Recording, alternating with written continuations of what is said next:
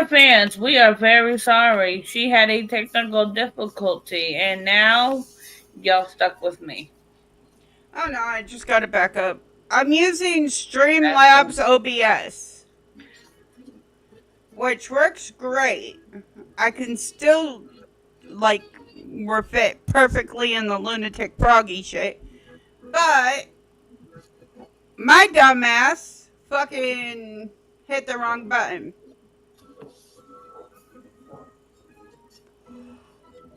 It's a fucking Monday. It's a fuck it Monday. Yes.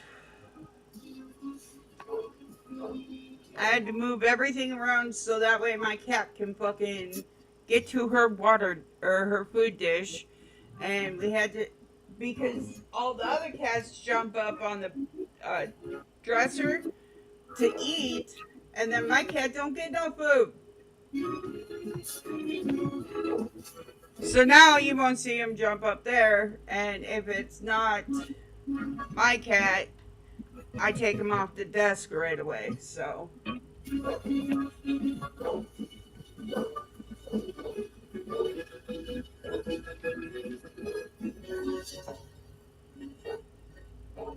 what are you watching in the back road? I'm not watching this The Sims. Oh. Does your sim got a poopy dog?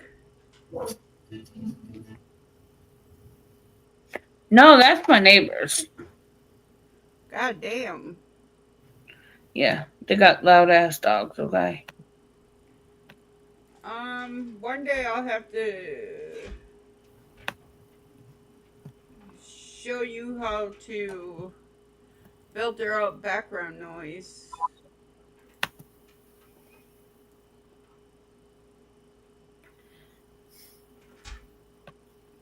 Shit. Can I? Oh, I can. Yay. There, now I can't hear it. They can hear Uh, you, but they can't So is hear. anybody around tonight or no? damn it.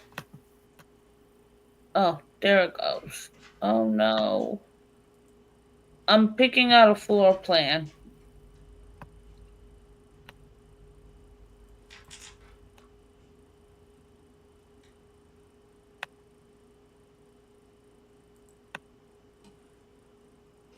Um, yeah, apparently I was on Discord in a group. One? Apparently I was in a Discord call and I didn't know I was in a Discord call. With who? Uh, some friends. I Uh ended oh. it real quick. Yeah, nothing was seen, nothing was heard. So, but I'm making sure I'm out of that. Wait, do we want this to go in or out?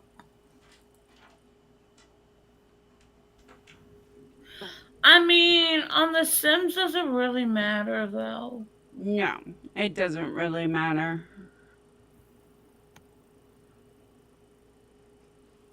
We were gonna talk about like missing 411. I could probably pull that up. Give me a second. Okay, I think I got most of what I need from this stupid floor plan app, which I thought was going to be a good idea. Um,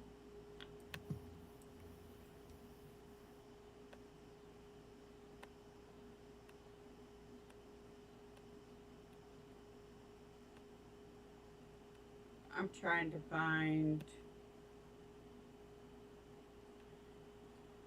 YouTube, but the missing Ow. 411 has like a whole series on it. Crime, conspiracy, people missing from national parks, and it's Um,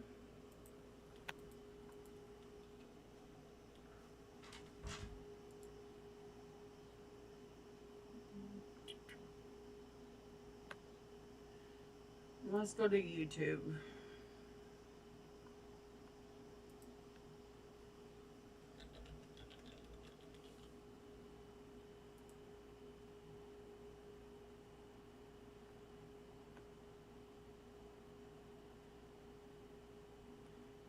we could do the top 5 unknowns. What is that?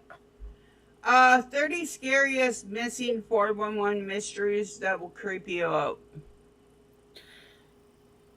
Okay. We can do that. Alright. I wonder what a fixed grid means.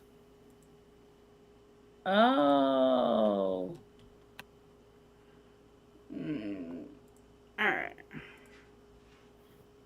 So, this is from... What is dynamic?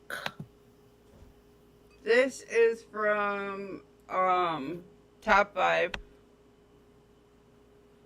as you can see. I will have them linked. Matter of fact, Naturally. Let me get that link right now. Alright. We're gonna speed this up a little bit. Each year, search and rescue teams are called out to the U.S. wilderness to look for people who've inexplicably gone missing. Some of these mysterious disappearances served as inspiration for a series of books, written by former police officer David Paulides. Since then, the missing 411 phenomenon has taken the world by storm, as people ponder the strange events that take place in the woods and that have never been explained. The disappearance of 20-year-old Christopher Tompkins, which occurred on the 25th of January, 2002, is one that is truly strange. So much so that some people believe there's a paranormal element involved. According to Christopher's family, he was a hardworking man whose roots were firmly planted in his Christian faith. At the time that he went missing, he and his mother were living in Ellerslie, Georgia, where he worked for a construction surveying firm. At the time, he was part of a 4-man crew, and on the 25th of January of that year, he arrived for his shift at 8 a.m., after which he and a fellow crew member traveled to a wooded area close to County Line Road in Harris County to carry out some surveying work along with 2 other men. The group had established a very particular and efficient way of working, which was to remain spaced about 50 feet apart from each other, each getting on with their own part of the job. Having worked hard that morning, the group stopped to have lunch but continued working at around 1:30 p.m. The man closest to Christopher was in the middle of a conversation with him, but he briefly looked away to concentrate on his work. He merely turned his head for a few moments, but when he turned back to Christopher, he'd seemingly disappeared into thin air. This didn't... Now, see, when they're in the woods, right? Uh-huh. And then all of a sudden they like have... He's gone. Which is why they say that, like, it's paranormal. Immediately alarm him, though, as Christopher's tools were still lying on the ground where he'd been working. Why would you leave your tools laying around? Anybody knows anything about working with your hands, you don't leave tools laying around. He informed the other 2 men that he couldn't see Christopher, but they assumed that he'd simply gone into the tree line to relieve himself. They waited a few minutes for him to return, but when he didn't, they walked over to his area, and to their surprise, they couldn't find him anywhere. They quickly searched the surrounding area, but to no avail. They simply couldn't find any explanation for his sudden disappearance. One of the workers contacted his wife and told her what had happened. When it became apparent that something was wrong, the police were called, and Christopher was reported as missing. It wouldn't be until 4:15 that afternoon, however, that his mother was told that he had disappeared. When the police arrived, they also searched the area, and this is when things started to get very strange. One of Christopher's work boots was found hanging from a barbed wire fence, close to the spot where Christopher had been working.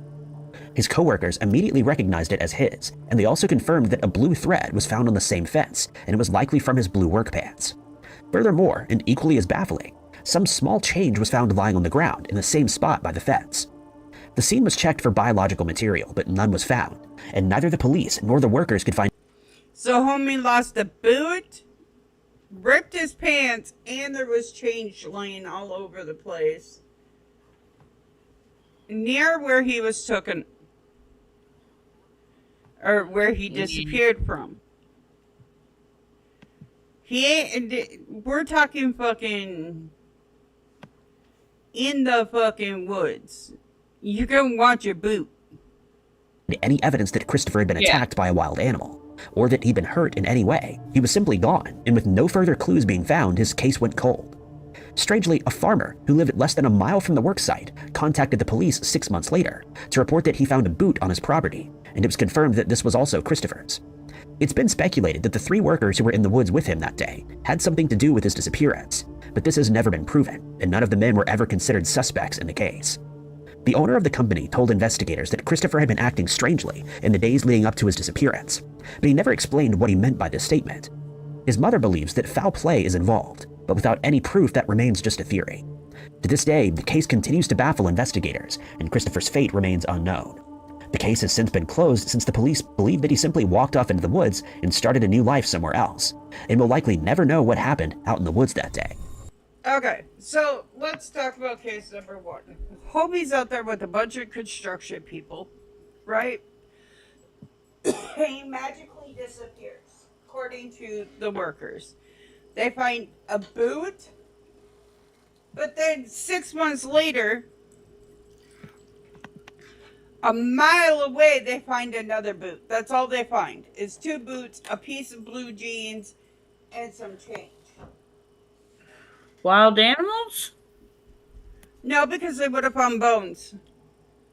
Not always. A lot of wild animals don't eat. Yeah. No, I mean like drag them off and shit. Yeah. A lot of these are speculated like Bigfoot shit. So. 67-year-old James J. Arthur, known to his friends and family as Jim, Well, was no thought number 2 was going to be a bear, so. Yeah, I could see a bear. stranger to the outdoors when he went missing in July of 2008. He was a decorated Army veteran who loved nothing more than to take long hikes in the wilderness with his camera, and according to his family, he was in good health, making his disappearance all the more baffling. The mystery began on the 28th of July in Madera County, California, when he told members of his family that he was heading out to take some photos with his Olympus camera. He took an optical lens with him as well as his walking stick and a red backpack. There's a strong possibility that he had a firearm with him, which he would have had loaded with snake shot in case he came across a rattlesnake while he was out there. He added that he might be stopping for lunch in Big Sandy, and that he would be back home by the time the sun set. But when night fell, Jim hadn't returned as planned, and his family Huh? Ziggy, turn on the light. contacted the police to report him as missing in the Star Lakes area. A search was quickly organized, and the areas where Jim may have traveled to were thoroughly combed, but no sign of him was found. The following day, his truck was found close to the Iron Lakes Reservoir entrance on Beesore Road. When it was searched, no further clues were found, and the surrounding area didn't show any signs that a struggle had taken place. When word of Jim's disappearance started to spread, 2 witnesses came forward to report that they'd seen him on a trail that leads to Iron Lakes. When they spoke to him, he stated that he was on his way to Iron Lakes and that he'd stopped to catch his breath. The Bear Island Lake, Junction Lake, and Iron Lake Trailhead and Grizzly Lake areas were thoroughly searched in case Jim had changed his plans or gotten lost, but no sign of him was found. It's been 16 years since Jim went missing, and to this day not a single piece of his equipment, clothing, or even his backpack has been found. Do you think he might have had amnesia? What's some Alzheimer's? Cause You mean Alzheimer's or dementia? yeah, cause like you'd honestly see like fucking his. If something happened to him, there would be evidence. Like his. Let's say he sat down and like a fucking wild bear attacked or some shit. There would be evidence. He had a safety for if he saw a snake. But yet none of his shit's been found. That's fucked up. It's been suggested that he may have become lost and wandered further into the woods without realizing it. But since he was an experienced outdoorsman, this seems unlikely. Others feel that he may have fallen into one of the small bodies of water that can be found in the area and drowned. But this also remains just a theory, since none of his belongings have ever been found, in or Right. None of his shit's been found, which makes it weird as fuck. That's weird. Right, and 9 chances out of 10, if they're... Since he was on the older side, he would have had all that shit fucking, like... My grandma had the serial number of everything written down, because they were taught to write down the serial numbers of the items they bought, so that way if anything comes up missing, it's easier to fucking put through a pawn shop or whatever. Yeah. And pictures. So, and since he had a nice like setup of the for pictures and shit, you'd think he'd have pictures of all his cameras around the water. In these types of missing person cases, a piece of evidence such as a scrap of clothing or equipment is usually found at some point, giving investigators at least some indication of what may have happened. But in Jim's case, all we can do is speculate, since not even a single fiber of clothing was found. Which, that's weird. Nothing was found. Not his cameras, not his fucking, no clothing, not his pew-pew for his snakes, you know, in case he came across snakes, no bones, no clothing, nothing was found. Okay, yeah, that's suspicious. That's really... I think homie decided he wanted a new life somewhere.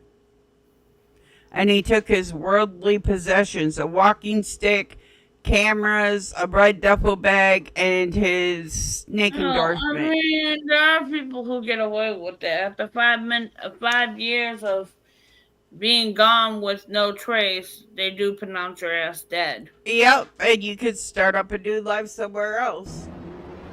Morgan Elias Heimer. Because they will find both your new identity and your old one. Especially with DNA and all that shit nowadays. A 22-year-old man from Cody, Wyoming, mysteriously disappeared in June of 2015. At the time, he was studying English at the University of Wyoming, and in his spare time, he worked as a river guide for a company called Tour West that offered rafting tours in the Grand Canyon National Park. I want to go on a Grand Tour, rafting tour. No. Why? I don't know. He was a keen outdoorsman, and on the 2nd of June of that year, Morgan was working as a guide for a group that had undertaken an 8-day trip down the Colorado River. They were on day 6, and up to that point, the trip had gone well, but that was about to change. By 4 p.m. that afternoon, they'd reached River Mile 213, which is situated close to Pumpkin Springs. The lead guide of the party would later tell investigators that Morgan had approached him that afternoon to discuss his plans of taking some time off later that afternoon. According to some reports, Morgan was seen by several people in the group as he stood next to a campfire that had been lit, with several... You know who he looks like? Take an old picture of Logan Paul and put it next to it, he looks like Logan Paul. other people in the party, and he was also known to be wearing a life vest. That ain't right, The main Bobby. guide... That ain't right. But it's the fucking truth! But it ain't right, though. Right? walked away from Morgan after their discussion to talk to one of the clients, who was standing nearby, and when he looked back, Morgan had inexplicably disappeared, as if into thin air. The guide assumed that he decided to go on his break, but when Morgan didn't return, the group started to become concerned. They searched the area where he was last seen, but couldn't find any trace of him, and at 7:26 p.m., they contacted the authorities to report him as missing. They told investigators that they'd been swimming in the river, and when Morgan failed to show up for dinner, they knew something was wrong. But searchers were hopeful that Morgan would either return on his own, since he was experienced with the outdoors, or that they would find him quickly, since he would have known that they were looking for him. The river was searched between mile markers 211 and 225, and the areas around Pumpkin Springs were also thoroughly combed through, but to no avail. When no trace of Morgan could be found, the search area was increased by 12 miles to include Diamond Creek, but again, no clues were found. The people who were on the rafting trip, employees of the rafting company, and other raft operators were all questioned in case someone saw where Morgan headed off to. But this also didn't yield any results, and investigators were left baffled. The search lasted for 6 days and covered a huge area of the park, but not a shred of evidence was found to indicate what had happened to Morgan. Since then, many theories have been put forward, including the suggestion that he may have fallen into the river and drowned, but this seems unlikely since he was a very strong swimmer. It's also possible that he'd somehow gotten lost while on his break and couldn't find his way back, but again, he was an experienced outdoorsman who was there 1 minute and gone the next, and it seems strange that he would get lost within earshot of the group that he was with. Some people have speculated that something supernatural occurred since he disappeared so suddenly, but as with all other theories in this case, it remains speculation. The last time that Morgan was seen, he was wearing a dark-colored flotation device, a blue plaid shirt, Chicago sandals, a maroon baseball hat, and brightly colored shorts. Who goes out fucking doors in fucking sandals? No comment. He also had a purple water bottle with him. He remains missing to this day, and his nameless case number is MP29029. So, if you guys happen to run across somebody with fucking sandals, brightly colored shorts, a fucking flannel, in the Grand Canyon, you might see them. In 1969, Carl Herbert Landers was a 69-year-old man, but despite his age, he remained extremely active as he was a member of the Orinda Road Runners Club.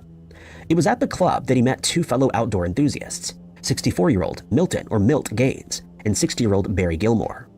On the 22nd of May of that year, the three men traveled to Mount Shasta, which is situated just north of Sacramento. The mountain is notorious for disappearances and other strange events that have been reported there, but despite this, Carl was determined to hike to its 14,179-foot high summit, a feat that would not easily be achieved. Carl had a lot of experience as a hiker who'd become fascinated by the mountains, and at 4 a.m. that morning, he and his fellow hikers set out with all the equipment that they'd prepared the night before.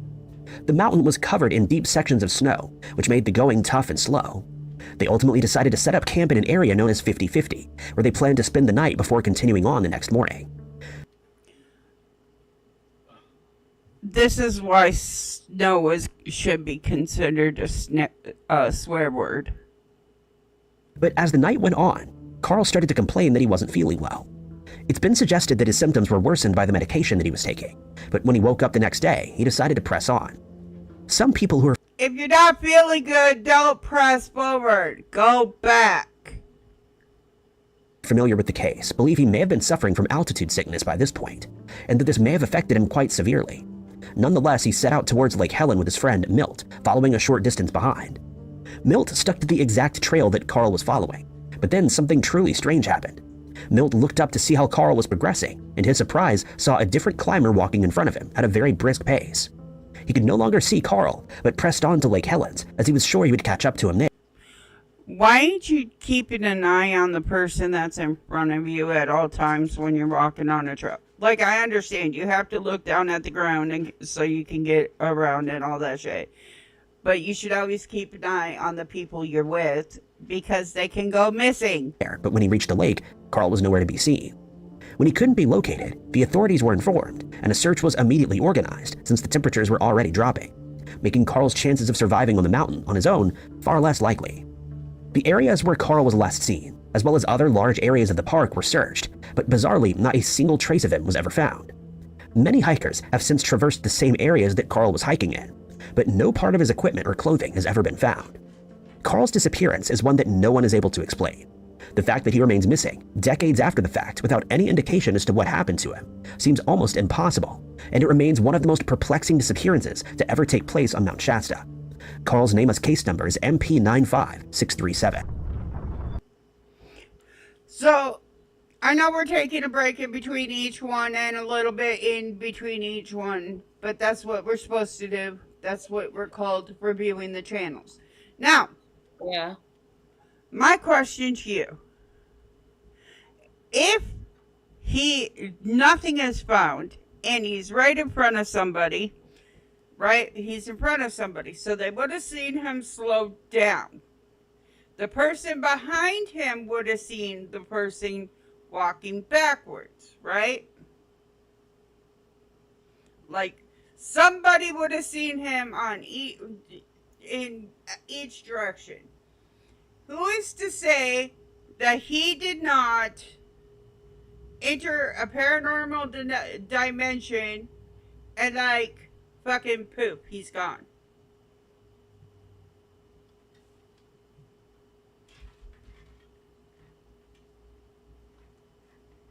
Because they say that fucking veils can open and veils can close, so who's to say a veil didn't open, suck them up, and then close? And how far apart were the people? Because again, none of his shit was found, and if it was a murder or he fucking unalived himself or whatever, his shit would have been found. 84-year-old Reverend Maurice Doc Damets. Why is it always old people too?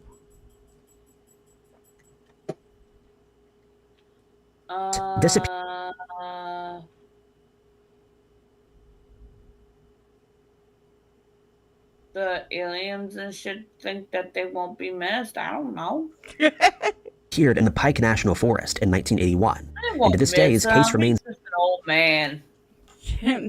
Right? Fucking weird as fuck. It's always old people. Unsolved. It's yet another missing 411 case that seems to have no explanation and that may never be solved.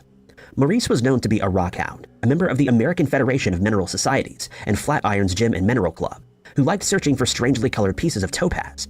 And on the 29th of April that year, he and a friend, David McSherry, headed out to the Topaz Point picnic area near Devil's Head to search for some of the minerals. At the time, he was suffering from a blood disorder and struggled to walk under his own steam. Because of this, he was always accompanied by David, who helped him get around while also searching for unique stones.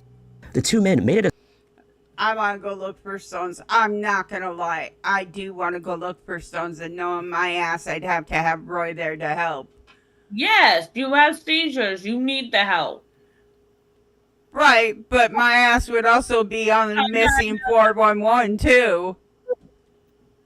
Exactly. as far as Rampart Range Road, where Doc found a spot that he liked, and David found a spot about 50 yards away.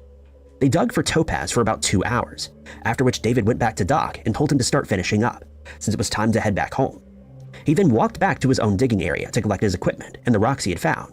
But when he walked back to Doc's spot, he was surprised to find that he was no longer there. Just as baffling was the fact that Doc's tools were gone. Since he was already struggling to walk, his tools would have only made traversing the area harder, and David struggled to find an explanation for where Doc had gone so suddenly. He assumed that Doc somehow made his way back up the hill to the car, but when he reached the vehicle, Doc wasn't there either. He waited for a while to see if he would arrive, but when he didn't, he started honking the car horn to give his friend an idea of where to go in case he was lost. When he still didn't turn up, David contacted the authorities, and when the area where Doc was digging was checked, they found no signs that a struggle had taken place, or that he'd been attacked by a wild animal.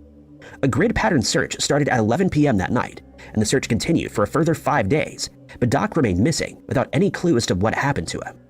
Search dogs were brought in, but were unable to pick up on his scent. Doc's wife, Myrtle, was understandably very distressed by this disappearance, and when no sign of her husband was found, she wrote to Governor Richard Lamb, stating that she believed something untoward had happened to Doc, and that someone may have abducted him. This did little to solve the mystery, though, as no sign of Doc was ever found. It's been suggested that he walked into the woods to relieve himself before walking back to the car, and that he somehow got lost. But David was close by and would have heard Doc calling for help if he was lost. So now I want to bring something up on this case, because if you have a hard time with terrain, okay, like I do, you're not just going to go relieve yourself and walk back to the car. He had to have help to get to the car. He had to have help getting down from the car. Basically, homie sat in one area and fucking dug out these rocks. 9 chances out of 10, he had to have help going forward from there. But the fact that his tools were missing means that he was all packed up and on his way. Did they say somebody was out there with him? Yeah, there was somebody out there with him, and Who? his friend. He walked in.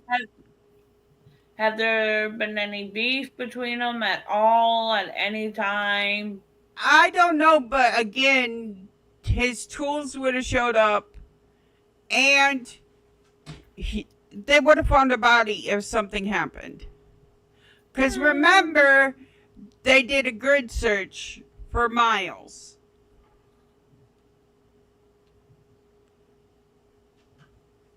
I guess.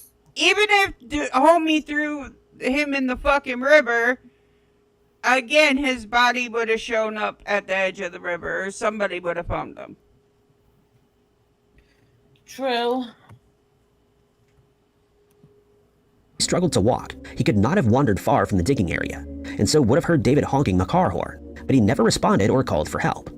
Some people feel that Doc knows more than he's letting on, and they've even speculated that he may have ended Doc's life, but no evidence was ever found to support this theory. It's also been suggested that Doc knew he didn't have long to live, and hence decided to end his own life out in the wilderness. But since none of his equipment, clothing, or remains were ever found, this also seems unlikely. It's an inexplicable case with many more questions than answers, and for more than 4 decades after Doc mysteriously disappeared, we are no closer to finding out what happened to him or where he eventually ended up. Right, because once again, it's the old people that get fucked over. Doc's nameless case number is MP23111. I really hate how they have the thing, but I mean, it gets you from one case to another case. But no, like they said, he had troubles walking. He had none of his shit came up, none of his clothing. His body or remains did not come up. He just vanished into thin air. While most mountain ranges have seen their fair share of disappearances, the Porcupine Mountains in Wisconsin have only had one unsolved mystery: the disappearance of 19-year-old Michael Larson, who vanished there in 1968 and who was never seen again. At the time, Michael was living in Madison while he studied at the University of Wisconsin, having graduated high school 2 years earlier. On the 22nd of April, he told his mother that he was heading into town to get a haircut. He then got into his green Volkswagen sedan and headed out. It was later discovered that he may have had other plans, since he also took a poncho and a map of the Porcupine Mountains Wilderness State Park with him. Soon after leaving the house, he withdrew $650 from his bank account for reasons unknown. He never came home that night, and when he still hadn't contacted any of his friends or family. Okay, this is totally a fucking case of like literally vanishing into thin air, and then like later on they create a whole new life. Because you got to remember all the digital shit back then ain't what it is today. Homie took $600 out of his bank account. He took a map, and he just said he was going to get a haircut. Why are you taking all this shit to go get a fucking haircut? Back then, fucking barber, it did not cost $600 to go to a barber. It cost like $2.50. So yeah. 2 days later, his parents reported him as missing.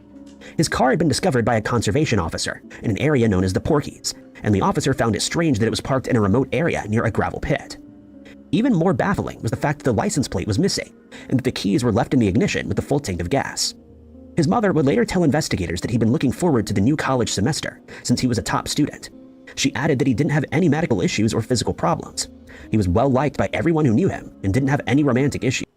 I have a feeling homie was a gambler because, one, why are they going to take your fucking license plates so they can't recognize whose car is what? 2, why was his keys left in there? Because he was planning on going back to the car. 3, he took all the money out of his bank account. 4, he said he was going to town to fucking get a haircut. But yet he fucking brought the map and shit. Homie had somewhere in there, he had an issue that he was trying to pay off. Or he was going to start a new life. While he wasn't an experienced outdoorsman, he knew how to read a map and compass, making his disappearance all the more strange. He'd been out in the Porkies on many occasions, since he and one of his brothers, Tom, enjoyed spending time there on occasion. 7 months went by without any trace of Michael being found, and investigators appealed to hunters and fishermen in the area to be on the lookout for him. As soon as deer season started, the first clue was finally found. A hunter reported finding a shoe with the human foot still inside. The area where the boot was found was searched the next day, resulting in another boot in the same condition being found about 50 yards from the first. It was noted that each of the boots had what looked like bear bite marks on them. Given that DNA technology didn't exist at the time, it could only be determined that the remains belonged to a male over 17 years of age, and it remains unknown whether the boots belonged to Michael. The remains have since gone missing, and so modern technology can't be used to determine whether they belong to the missing man. Okay, so let's see here. He was on the trail.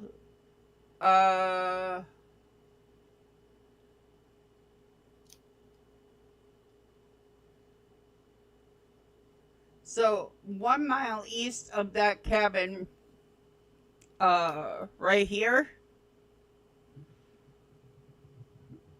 in the very top corner, that's where shit was found. But it looked like bear.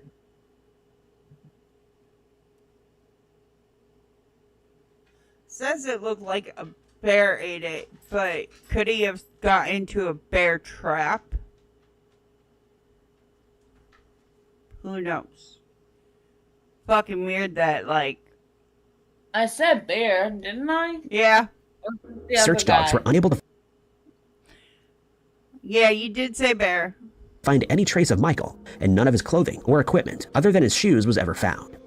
Some people have speculated that he may have gone into the wilderness to end his own life, but his family doubts this since he seemed happy and seemingly didn't have any reason to do so. The happy people fucking end up doing that shit all the time because of the simple fact that it makes it so you're not as yeah, You know how many people they ask, well, is there any way they could have done this? And the family member said, no, they were the happiest they've ever been. look at fucking They're not happy. They're pretending for your sake. They're also saying their goodbyes, making their amends. right, look at Robin Williams, sorry to say. Area where the discovery was his found brain did that shit to him. Right, his brain did that shit to him, but at the same point in time, he was one of the happiest people, and he said the happiest people struggle the most on the inside. Yeah. was thoroughly searched. That's what makes me worry about Jim Carrey.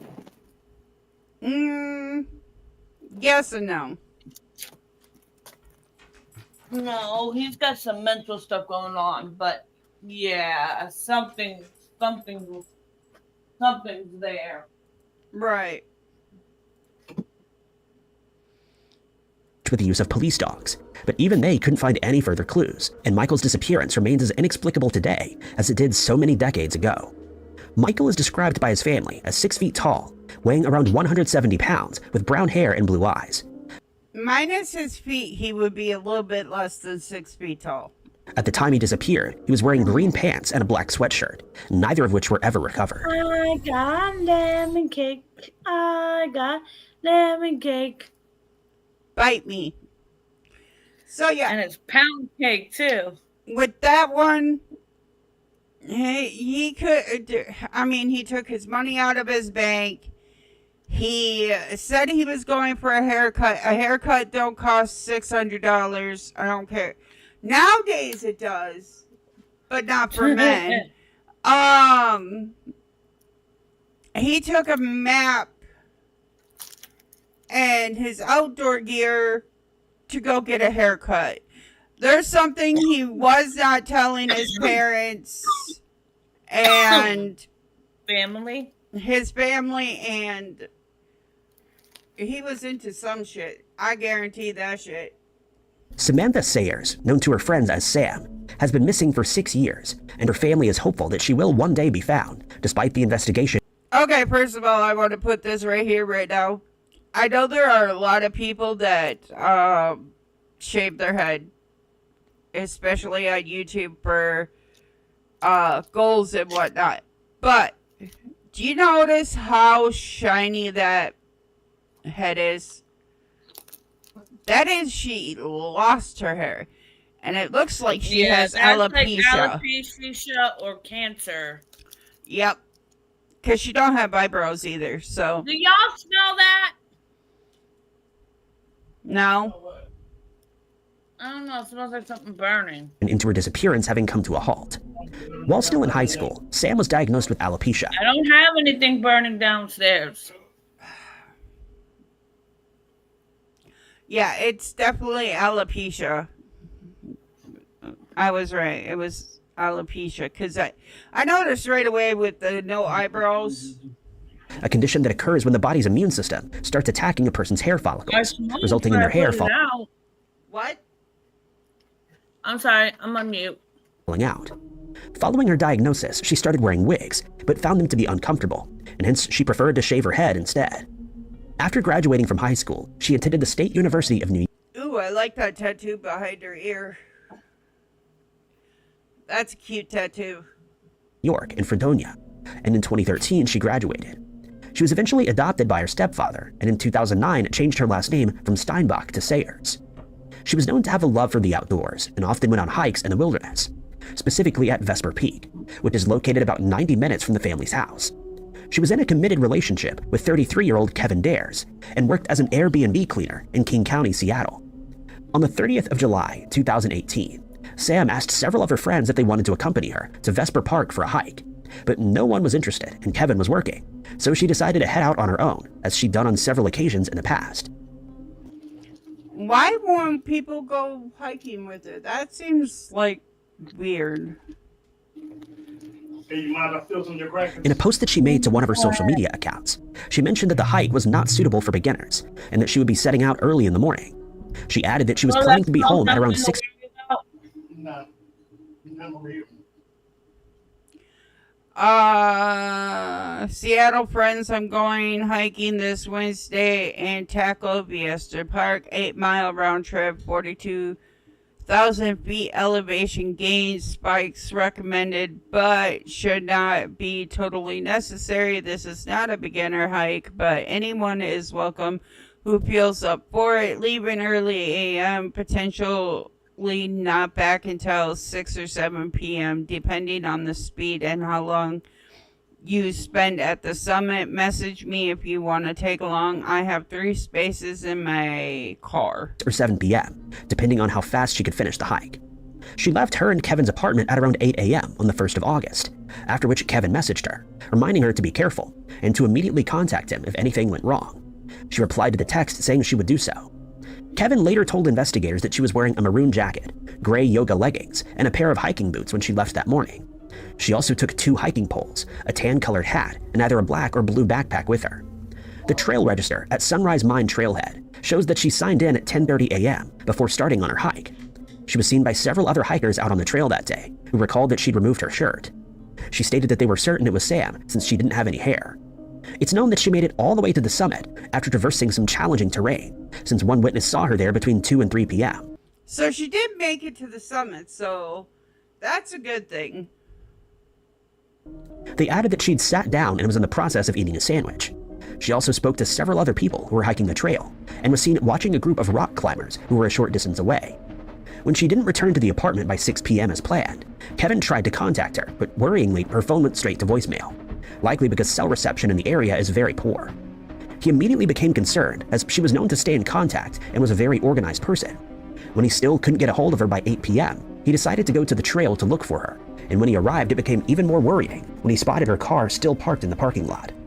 He made his way up the trail but tripped and broke his flashlight, leaving him with no option but to make his way back to the car in the pitch darkness, with only his cell phone as a source of light. Sam was reported as missing, and the following day a search was started. Helicopters with infrared technology scoured the area from the sky, while volunteers searched on the ground, but in vain. Expert trackers and search dogs also failed to find any trace of Sam, and had no success. One hiker stated that he saw Sam walking in the wrong direction, but was too far away to get her attention. The search... Wait, why was she walking in the wrong direction? That makes no sense.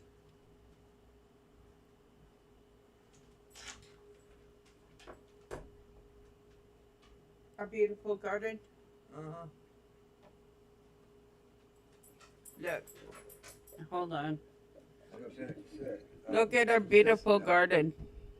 You can't see it because he has everything so fucking blinding. Look at our beautiful garden. Aww. And then a picture with Roy in the garden. You want to send this to sis? Alright, I'm going to play the video while I do this for him. was ended after 3 weeks without any positive results, and the rumors that Kevin was involved or that she'd been abducted from the mountain persist today. But Sam's case remains unsolved, despite the family employing a private investigator after alleging that she was a victim of foul play. 49-year-old Charles Lyon of Tyler, Texas, was confirmed to be missing when his car was found abandoned.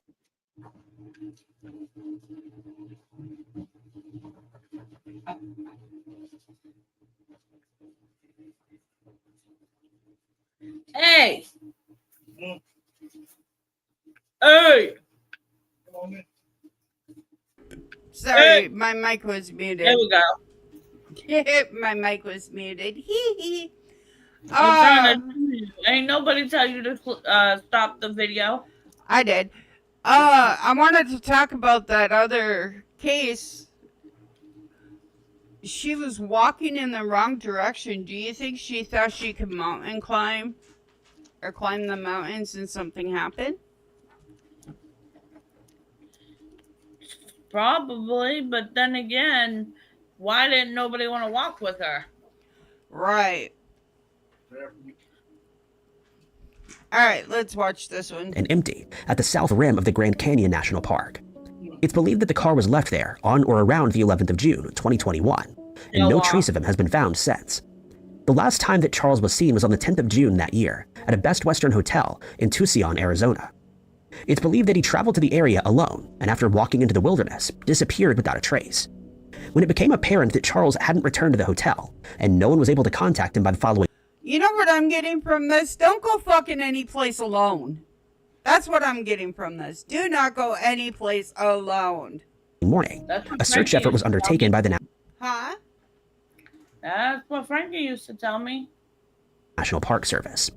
Volunteers and search parties looked for him on the ground, while helicopters were brought in to try and spot him from the sky. But despite all this, no sign of Charles was found. The search went on for a further 3 months without any success, and when all avenues had been pursued, it was announced that the search would only continue in limited mode.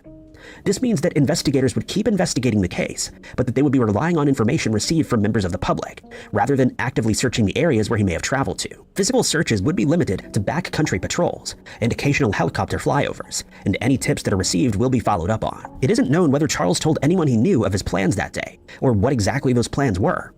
Since his car was found at the south rim, it's been suggested that he decided to go for a hike and then got lost, never finding his way back to his vehicle. No one ever saw Charles heading into the wilderness that day, and no one reported seeing him on any of the trails, leaving searchers and investigators baffled. He's described as having brown hair that's graying. So basically, he fucking... Sorry. He ended up fucking getting lost in the Grand Canyon. So they say. So they say, but ain't there a lot of caves in the Grand Canyon? And there's canyons and caves and all that shit, yeah. Yeah, somebody throw you down there anyway. Slightly at the Frankie temples. says that somebody throws you down there, they ain't finding you. Right. You son of Brown eyes. He stands at 6 foot 3 inches tall and weighs around 177 pounds. Unfortunately, it isn't known what he was wearing when he left the hotel that day, but his case remains open and is being treated as a missing person investigation. Anyone who has any information on Charles's disappearance or who sees him is asked to contact the NPS Investigative Services Branch tip line at 888-653-0009. Alternatively, you can submit a tip online at nps.gov/ISB or email any information you have to nps_ISB@nps.gov. Few details are available regarding the disappearance of 68-year-old Barry Joel Tragan. Again, another elderly person. So, if we were to go to the fucking any like place, like Roy and I have like a high possibility of not coming back. He's old and I'm disabled. Who went missing in Glacier National Park in July of 2020, and his case is still being investigated, albeit in a limited manner. Barry hailed from Columbia Falls, Montana, and while sources haven't revealed whether he was in the area to do some hiking or for some other reason, his car was seen parked in the Kinta Lake area on the 22nd of July. It also hasn't been revealed whether his car was searched or whether anything was found in the areas surrounding it. But when he failed to make contact with anyone close to him by the 25th of July, it was assumed that he'd gone missing and a search was organized. Park rangers scoured the areas that he may have traveled to, and the only clue that was found was a pair of sunglasses that were discovered in Kentla Lake. It's never been confirmed whether these were definitely Barry's sunglasses. So they found a pair of sunglasses in the lake. You know, if they drained all these lakes, I wonder how many bodies would come up.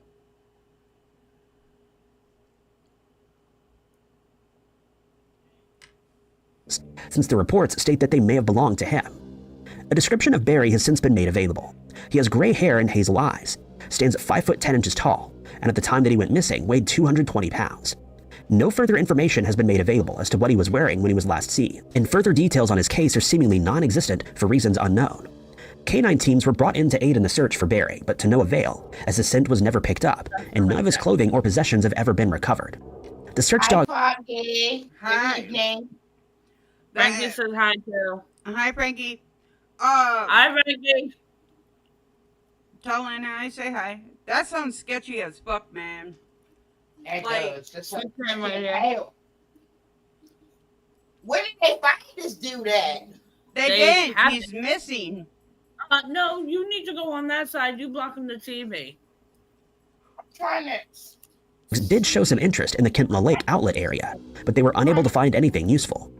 Since search efforts proved futile, investigators are now relying on tips from the public, if he's ever spotted, in hopes that he will be found have dwindled dramatically since it's now been 4 years since he was last seen. A remotely operated underwater vehicle was used to aid in the search, but it also failed to yield any positive results. Boats and helicopters were also utilized, but returned the same results with nothing being found.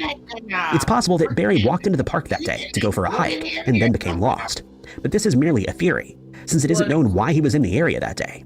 It's also possible that he simply left his car where it was found and made his way somewhere else on foot, but this also hasn't been proven.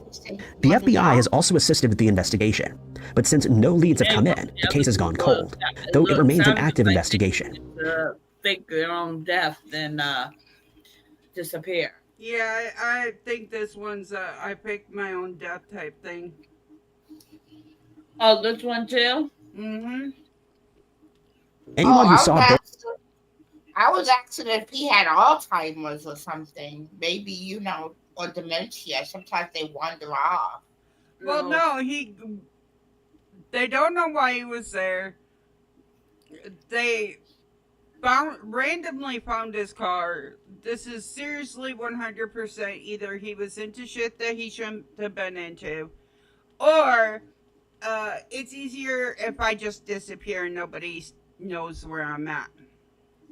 Or he has some debt that he can't pay and he trying to, Even the FBI is keeping hush on some information on this case, which is weird. Yeah, see, like I said, he might be into something like debt or something bigger that they can't, that he couldn't get out of, and he decided to.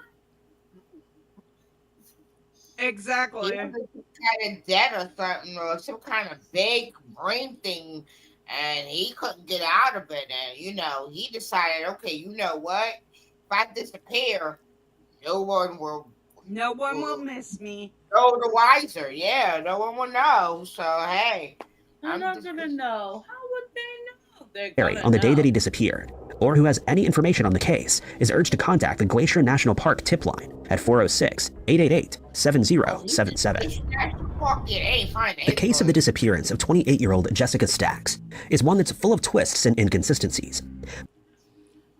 This one, somebody's going to be involved, leading many people to believe that she was a victim of foul play, but to this day, she remains missing. The mystery began on New Year's Day of 2021 in Union County, Mississippi, when Jessica and her boyfriend, Jerry Baggett, contacted one of their friends to ask if they could borrow or rent their boat.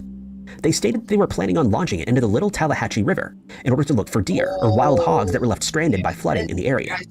The boat that they were using didn't have any outboard motor or any oars, and so they decided to use a shovel as a paddle to make their way across the water.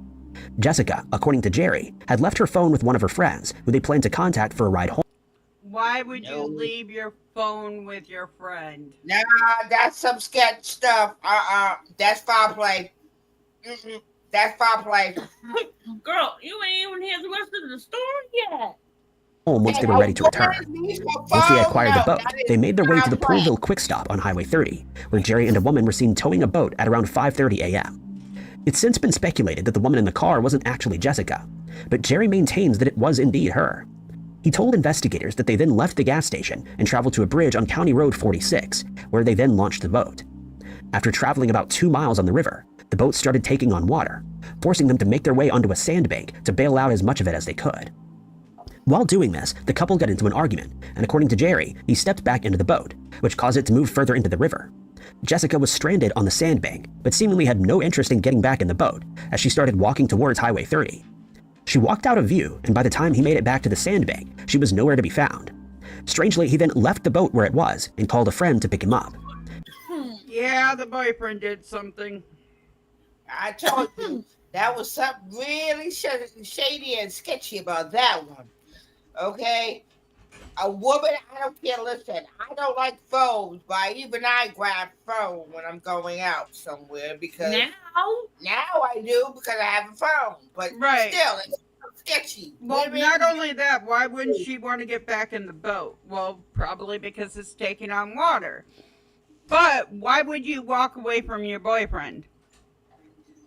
because he is being an asshole and I don't want to be around you, or he decided you being too a nag and pushed her in and watched her go to the bottom. That's how I seen it.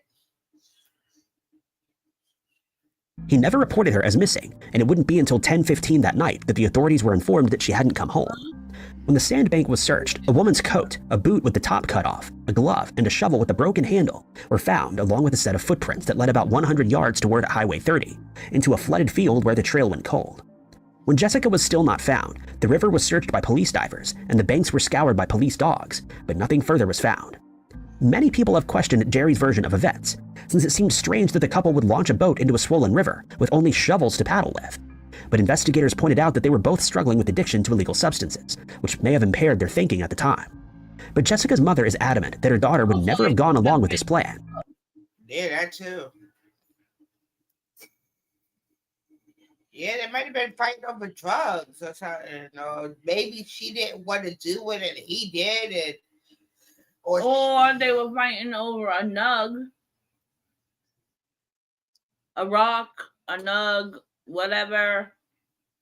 Depending on what kind of drug it was, because they didn't say what specific drug it was. Okay, but you're in a boat. You feel like your significant other is hogging the. I can't even say weed because clients don't do that shit. No. But hogging the drugs, and you want to get your hit next. So he shoves her off the boat because he doesn't want to share. That seems plausible. He ain't want to share, so he shoved her off the boat. Like, listen, I ain't sharing. One or the other. So it's either me or you, and guess what? It ain't gonna be me. And he shoved her off the boat. Could be.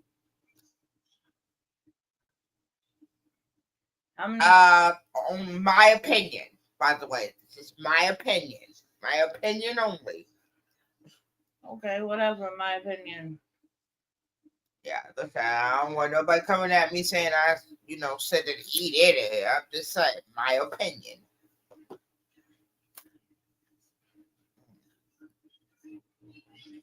But, they got into an argument. He shoved her and she fell in. She was impaired, so she couldn't probably They were swim. both impaired. Right, and she could, maybe because she was impaired, she couldn't swim. Well, you guys are forgetting that her boots were cut off. They found clothes on a sand dune about a mile away, and the boot was cut off at the top. Boots are not easy to get off of a dead body. Yeah, true. So maybe she was already deceased and he just, cut it off and then tossed. Since she had no interest in hunting. She also maintains that she would never have left her phone with a friend, and added that the detail of her purse being found in the abandoned boat also seems suspicious. Then, in an interview with a media outlet, Jerry stated that he was at work that day and hadn't seen Jessica. He denied having borrowed a boat or spending any time with her that day, in direct contradiction to his initial claims to the police. Since then, Jessica's case has gone cold, and no further clues have ever been found. Investigators have not revealed whether they suspect foul play, but have vowed to continue with the investigation until it's solved. It's probably. On August 4th, 2016. So the boyfriend stole. Okay, so the boyfriend has two different claims. He was at work all day. Easy to prove. They have to clock you in, clock you out. The boss can easily prove that one. Also, some places have TV, which you know. Right, but you got to remember these are back. Some of these are back in the old days. They did not have CCTV. When did she go missing? 2021? Yeah, back then they would have CCTV. What's up, 20, Clayton? 2018, 2021. Yeah, they had CCTV back then. Not all places had CCTV. Oh yeah. There's still some places that don't have it. Okay, yeah. The boyfriend changed his story twice. One would be easily provable, the other is not. Mom says she would never leave her phone with a friend. But they seen the boyfriend and a female that was not her driving with the tow boat behind him. Her purse was left in the boat. Everything else was left on the sand dune. Now, if you want to think about it, they already done knocked her out. She was in the boat the whole time they were traveling. They knocked her out. They got to a sand dune, and she woke up and she started walking, according to them. Well, she started walking because they got in an argument. 9 chances out of 10, it was the other girl, the one with the phone, that fucking got in an argument about something. They ended up cutting off her fucking clothes so that way, you know. Ooh, love and then they threw her in the fucking river. Oh, what if they gave her bad drugs and maybe, you know, made her have an overdose? And what if she was never on drugs and they just murdered her the good old natural way? And then threw her in the fucking boat. Yeah. Or in the water. Triangle. Angie said love triangle. Yep. Love triangle going wrong. All right, number 20. Brad Broach's family expected him home in Allen, Texas, after a trip to Alaska. When he didn't return home, his family reported him missing. A search for Brad turned up more questions than answers, and he hasn't been seen or heard from since. Brad was a 46-year-old father of 3 who'd come to Alaska on a vacation with his daughter. By August 2nd, Brad's daughter had already flown home to Texas, but he'd chosen to stay out a little longer. He was enjoying hiking along the trails in the Girdwood area, and it was along these trails that Brad had apparently gone missing. The last confirmed sighting of the missing person was at 9:45 p.m. on August 2nd, near the Alyeska Resort Hotel in Girdwood. He'd already spent the day hiking the North Face Trail, arriving back at the resort at 9:05 p.m. In late August, this far north, there was still plenty of time before it got dark, and it seems Allen wanted to make the most of it. Okay, doesn't most of Alaska have 6 months summer, 6 months winter, where they're in the dark for 6 months? Yes. And then they're in the light for 6 months? Yes. Yes, I was in Anchorage, Alaska, and yes, they have 6 months of summer and sometimes 3 months of summer and 6 months of winter, which they have dark all throughout, and then the kids have to be inside. Right. That's what I was thinking because it was so cold. So this would have had to been more towards a summer day. At 9:45 p.m., he signed the trail log at the Winter Creek trailhead. It's believed he talked briefly to some other hikers at the trailhead before embarking on the hike. At the time of Brad's disappearance, there were 2 ways forward from this point. The first was the hand tram, which was suspended 100 feet over the rushing water. Opened in 2001, it consisted of a metal cage that hikers would climb into and use a system of pulleys to draw themselves across. The hand tram was closed in 2019 after an accident led to one person losing their life and another suffering serious wounds. The area manager claimed that the hand tram had become an attraction itself and was being used more like a ride than just for crossing the trail. Brad never mentioned exactly where he intended to go, but it's possible that he wanted to check out the tram himself and used it to cross the canyon. Alternatively, there's a trail that goes down into the ravine. After the canyon, the trail continues into the Upper Winter Creek Trail, which is described as a more difficult climb into alpine country. Search and rescue teams set out into the forest to try and find any signs of the missing person. Some footprints and wrappers from cough drops were located, but it was impossible to tell whether or not these were from Brad or another hiker in the area. The weather made searching difficult as light rain came in. There was little wind, which meant that the 10-dog teams taking part in the search struggled to find a scent to try to track Brad down. For about an hour after Brad was last seen, his phone was still giving a strong signal. That stopped sometime after 10:32 p.m. It's possible the battery simply ran out, or that Brad had turned it off to try to conserve battery. Alternatively, the phone may have been damaged if it entered the water. A likely scenario is that Brad ended up either in Winter or Glacier Creek. Search teams used jet ski-like vehicles to search the water, both upstream and downstream, from the various crossing points, but found no traces of the missing person. One possibility is that he managed to climb back out of the water after falling in, but then disappeared into the wilderness. Brad was last seen wearing a light blue shirt, khaki shorts, and a dark blue baseball hat with the words "Broach Heaters." He was carrying a black or blue laptop bag. Anyone with information on this Okay, that one I could see him falling in the creek, getting lost someplace in the woods and fucking... Because if it had signal on his cell phone all the way up until 10 p.m., he was probably trying to get fucking out of the woods and managed to fucking get further into the woods. It's already raining. He's wet. It's cold. It's Alaska. Even warm months are cold. 9 chances out of 10 he went into a fucking cave, tried to stay warm, and something got him. case is asked to contact the Alaska State Troopers at 907-269-5511. In May of 2006, a young couple who'd gotten lost on a day hike at Mount San Jacinto came across a camp and pack left behind by another hiker.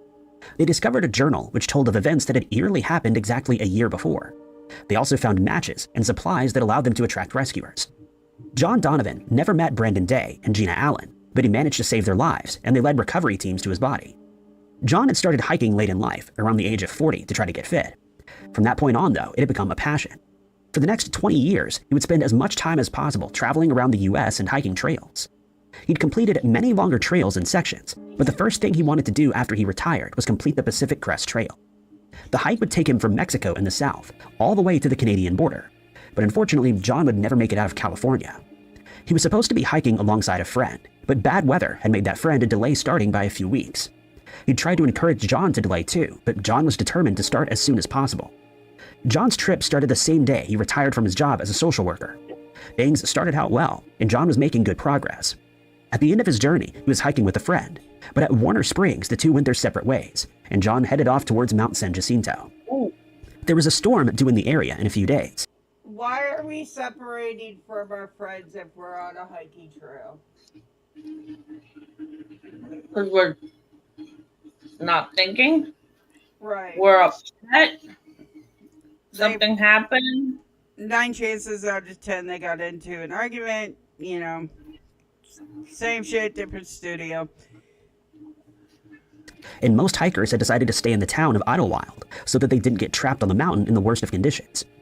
Other hikers warned John that he should probably do the same, or at least take an ice axe with him, but he didn't take the advice. He again met up with other hikers while on the mountain, who walked with him some of the way. They described John as having a hard time. He was slipping and falling over a lot and lagging a little way behind them, but he seemed determined to keep going. They were also unable to stop John from continuing.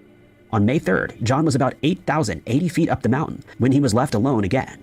This was the last time anybody saw John alive, and it would be over a year before anybody found out what happened to him. At the point where John was last seen, the trail was still partially visible, but it wasn't long before whiteout conditions hit. John wrote a makeshift diary on the maps and plans he brought with him, describing how he couldn't find the trail to Idlewild, but he'd seen the lights of Palm Springs and was going to make his way towards them. Over the following days, John struggled to make it along the difficult terrain. He was also running low on supplies and described feeling fatigued. His last note said that he was going down to the creek for water and ended with "goodbye and love you all." Unfortunately, it wasn't until after this last message that anybody even realized John was missing. His friends had been sending him supply packages, and it was only when several of those went uncollected that John was reported as missing. Search teams went up into the mountain but found no trace of the missing man. Almost exactly a year after his last message, Brandon and Gina stumbled across John's camp in a dead-end gorge. They'd been lost in the wilderness for days after taking a wrong turn while on a hike. At first, they thought this meant that John was nearby, but they soon realized the camp had been there for a year. They found matches and were able to light signal flares, which drew search teams toward them. Once Brandon and Gina were rescued, recovery teams went to John's camp. Only about 50 yards from where Brandon and Gina had found his diary, John's body was discovered in a pool near a waterfall. Okay, so that one wasn't really fucking a mystery. That one, he literally fucking exerted himself to the point that he fucking couldn't go no more. And the reason he said goodbye, I love y'all, is because he didn't know whether or not he was going to be able to fucking get out alive at that point in time. That one was, homie was stupid and did not fucking play his game right.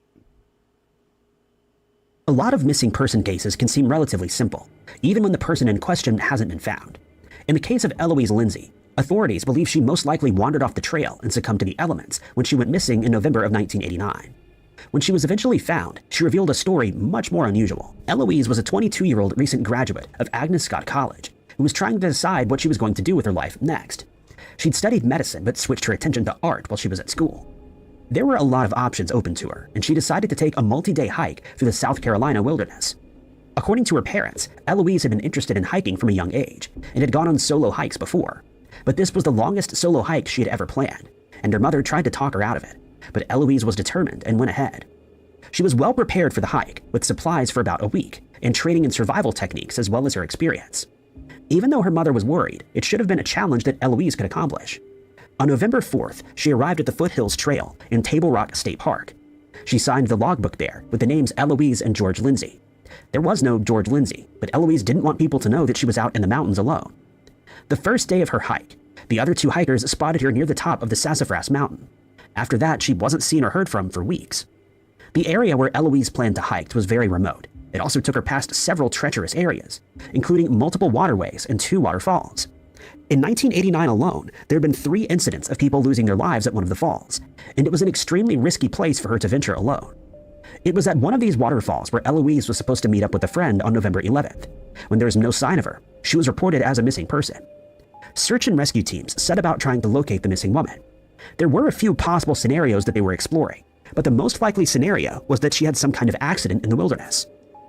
Many logging paths crossed over the trail, and searchers speculated that she may have accidentally wandered down one of them and gotten lost. Alternatively, she could have lost the path due to the falling leaves or intentionally wandered off the path for unknown reasons.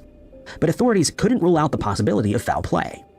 Even though it hadn't happened on the Foothills Trail, there had been incidents of lone female hikers being attacked elsewhere in the country. Something like this may have happened to Eloise. Days passed with no sign of Eloise. Even though she had the training to survive in the wilderness, it seemed less and less likely that she would be found alive. Rain and snow had hit the area, and search and rescue teams had found no sign of a fire or any kind of signal. After over a week of searching, the search was called off. But on November 20th, If she was hiding in a cave, they would not see smoke or anything along that. Eloise emerged from the wilderness, just over the border into North Carolina. She was discovered by hunters at a location referred to as Muster Ground, where hunters would often gather. According to Eloise, she was slightly delirious at this point and didn't know if she could trust the hunter who had found her. Luckily, she allowed him to take her to a location where her parents were waiting. Eloise told authorities and the press that she'd been running through the wilderness for 2 weeks to escape men who were chasing her. On the 3rd day of her hike, she spotted 2 hunters with walkie-talkies and overheard them talking about her.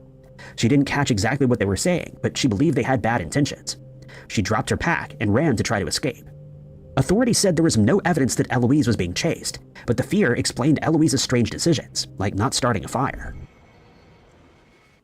Which is true too, if you're trying to hide from somebody. You're not gonna, fucking light a fire and bring notice to yourself. So that one's really not a mystery.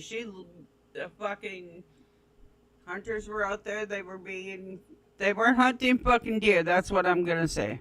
They were hunting humans. On June 17th, 2002, Corwin Osborne was dropped off at the Devil's Lake Trailhead in Deschutes County, Oregon. He intended to climb all 3 of the Three Sisters Mountains and meet his father at the Lava Camp Lake Trailhead that evening. Corwin never made it there and has never been seen again. The Three Sisters are a series of dormant volcanoes that form part of a chain that divides Oregon from north to south. These 3 in particular are close together and relatively similar in height. They sit in the Three Sisters Wilderness area at the That is a very pretty view.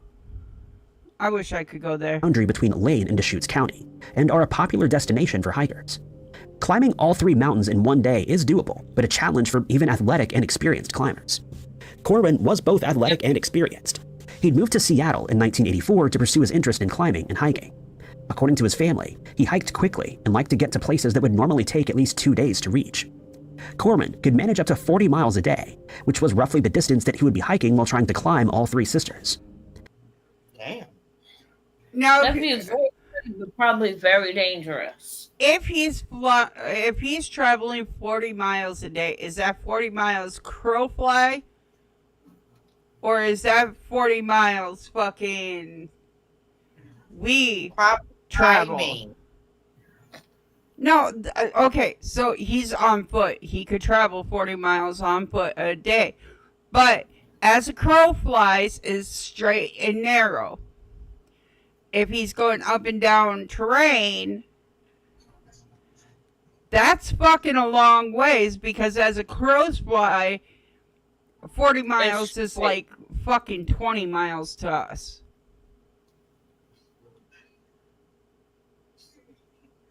You know? Not to mention, he said he also likes to climb. So who's to say he had to climb peaks and stuff also? Right. Despite Corwin's experience, he didn't seem to be prepared for if things went wrong as he set off on his hike that morning. He left the Devil's Lake trailhead at 6 a.m. with enough food and water for a day out in the wilderness. He also carried a heavy-duty reflective space blanket. Even in the height of summer, it could get below freezing in the mountains. This was something Corwin was apparently prepared for. When he didn't arrive at Lava Camp, Corwin's father alerted authorities about his son's disappearance, and a search of the mountains began. At first, it was unclear whether Corwin had intended to summit one or all 3 of the sisters. It was unclear which mountain he might have tried first, and there was no way of knowing when exactly he ran into trouble. 250 volunteers took part in the search, combing over an area of 150 square miles in the week after Corwin's disappearance. A few days after the search began, a skier came forward with information. He'd been on the mountain the day that Corwin vanished, and had also seen a solo hiker on a saddle north of Middle Sister. The hiker didn't say anything to the other travelers and continued on his journey.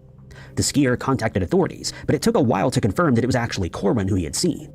The search eventually shifted north, but precious time had been spent searching in other parts of the wilderness. After a little over a week, the search was called off. In the time that Corwin had been missing, the weather had shifted to below freezing conditions, and Corwin's family accepted that it was unlikely that he was still out alive in the wilderness. Anybody with information on the case is asked to contact the Deschutes County Sheriff's Department at 541-383-4396. That one, I think he fell into, because they're dormant volcanoes, which means that everything underneath ground, like the water running through, all of that is at a hotter temperature than normal. He could have easily fell in somewhere. A spring or Right. He could have fell in a spring or something, anything along those lines. He easily could have fucking fell in someplace. Like one of the canyons with the springs in it, hot, what do they call it? Glaciers, one of those things. They have glaciers up there too. Exactly. All missing Glaciers. Alright. Case number 16. We're halfway through. person cases get the attention they need to eventually be solved. The disappearance of Glenda Sue Shoptaw is one with limited information, making the small pieces of information Again, an elder person. we do know even stranger. Glenda was 62 years old at the time of her disappearance and lived with her son in Oregon. She had a history of mental illness, and according to her son, she'd been acting strangely in the days leading up to when she vanished. On the morning of November 10th, 2005, he heard her talking to herself, but this wasn't enough of a concern for him to stay with her that day. He had plans to go mushroom picking with a friend and left the house at 7:30 a.m. He returned 4 or 5 hours later to find both Glenda and her car were missing. For some reason, he wasn't immediately worried, and it was a few days before Glenda was reported missing. On November 15th, the day after her son reported her as a missing person, park staff located Glenda's car in Mount Hood National Forest. Mount Hood National Forest is one of the most I'm gonna assume either she had schizophrenia or she had Dementia. And Well, I'm sorry, but if I'm fucking out there in the world, got fucking mental issues, and I don't return home for a day, and somebody ain't getting a hold of me, there's a fucking issue, and it should be alerted. Visited national forests in the US. It's covered in old-growth forests that surround Mount Hood, and multiple wilderness areas make up the park. Glenda's car was a 1985 Subaru station wagon. It was discovered on a forest road, roughly 4 miles from Highway 224.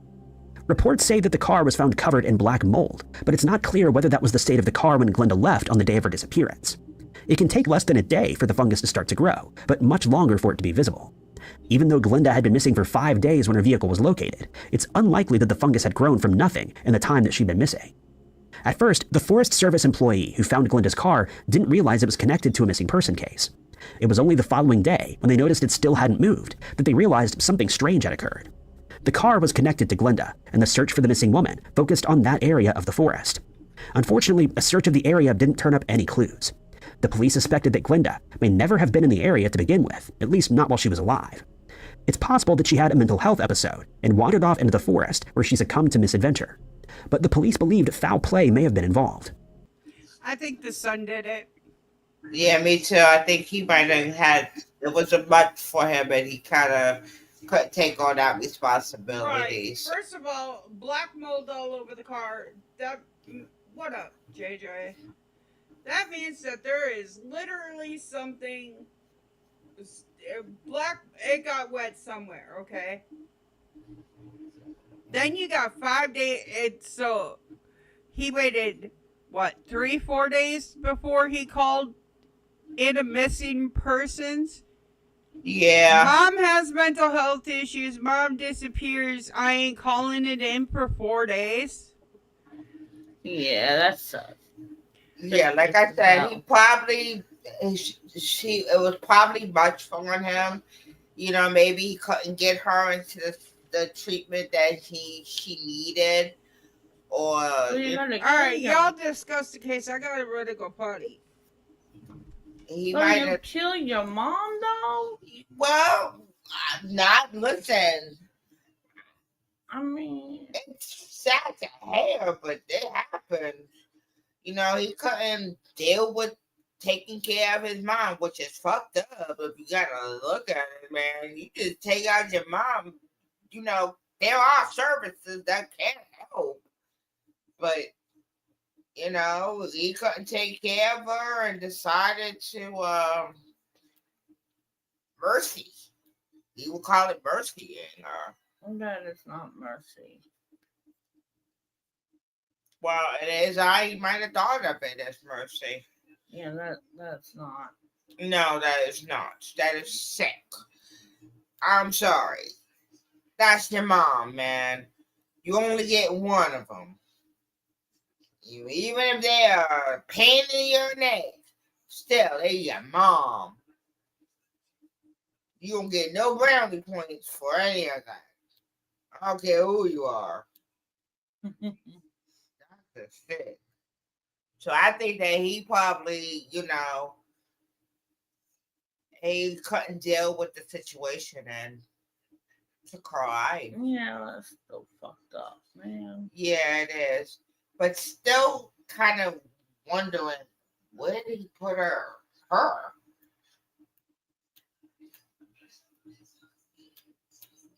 What do you mean?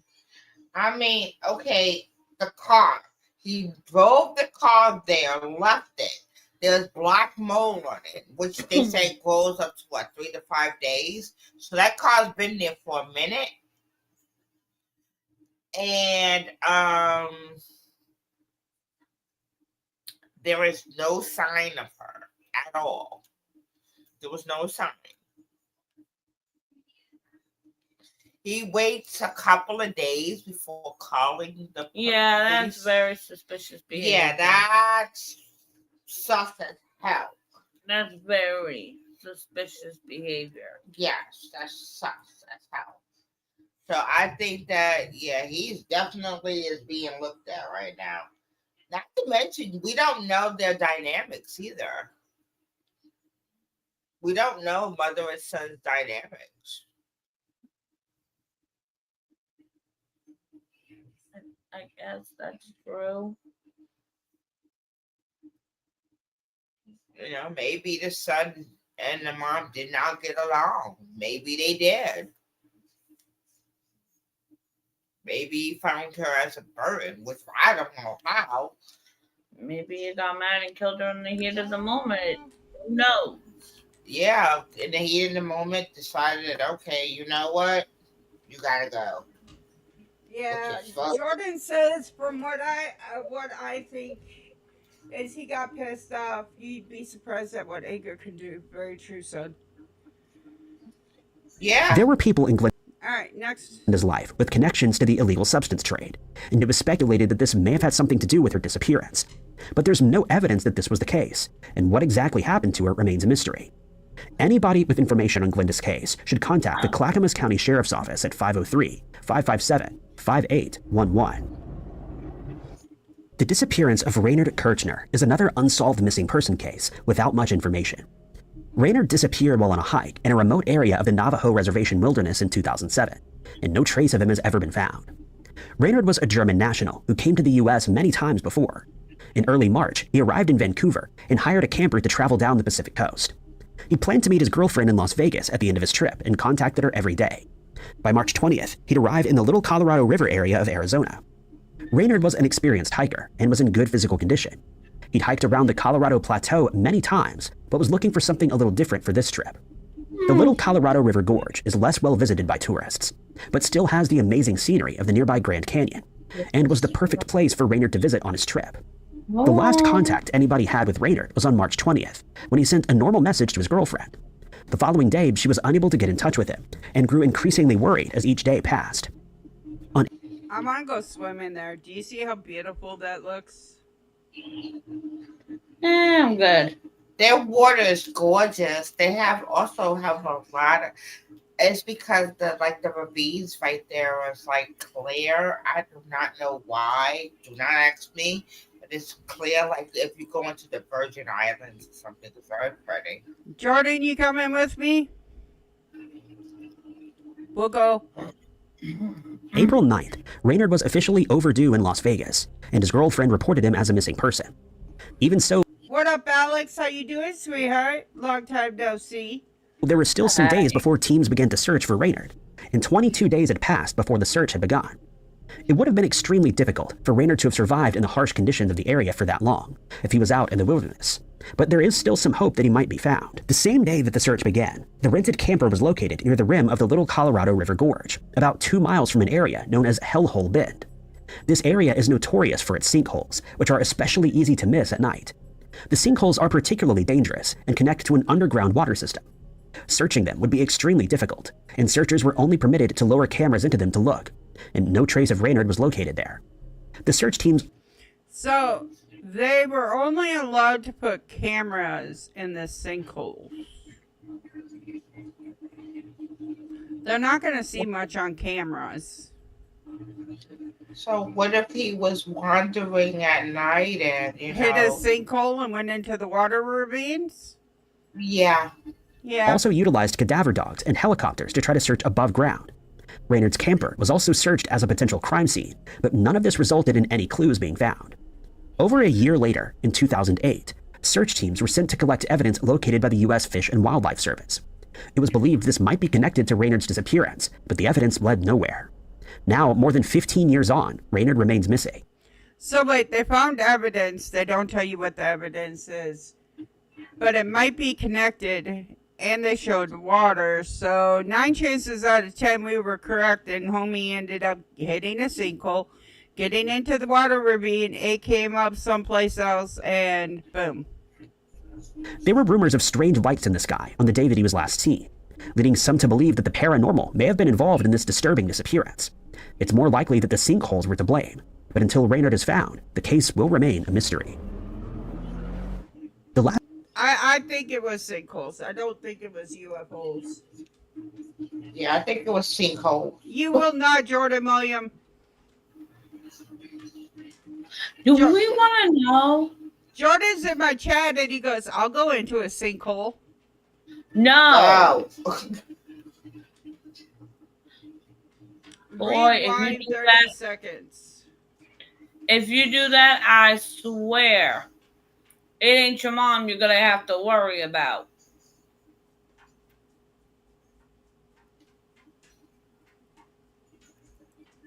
You will not put yourself in any In uh 20 what's the word Dangerous for it? positions. Intentional dangerous positions. 22 days had passed before the search had begun. Is It would this have where been you extremely wanted, difficult for Jordan? Raynard to have survived in the harsh conditions of the area for that long, if he was out in the wilderness. But there is still some hope that he might be found. The same day that the search began, the rented camper was located near the rim of the Little Colorado River Gorge, about 2 miles from an area known as Hellhole Bend. This area is notorious What for its the sinkholes, fuck which are was especially easy to miss at Oh, night. look at that. Hellhole Don't mind us. Bend. Don't mind us. It's storming out here, and we're hearing all sorts of weird kind of bangs and booms, and this Understandable. sounds like this literally sounds like God's playing fucking freaking bowling. Okay. Oh, I understand. The sinkholes are particularly dangerous and connect to an underground water system. Searching them would be extremely difficult, and searchers were only permitted to look. So they say again, sinkholes are connected to an underground water system. They're not allowed to go in them because it's really dangerous. They're only allowed to put cameras in there, and on the cameras they see nothing. Lower cameras into them to look, But and they no say trace they of are waterways. So what if the waterways, they move, they travel. So it could have pushed his body Somewhere around else. somewhere else. Raynard was Yeah. located there. The search teams also utilized cadaver dogs and helicopters to try to search above ground. Raynard's camper was also searched as a potential crime scene, but none of this resulted in any clues being found. What? What? Huh? What? Oh no. I was just thinking about what Jordan said about going down a sinkhole. It's like, oh hell no. Uh,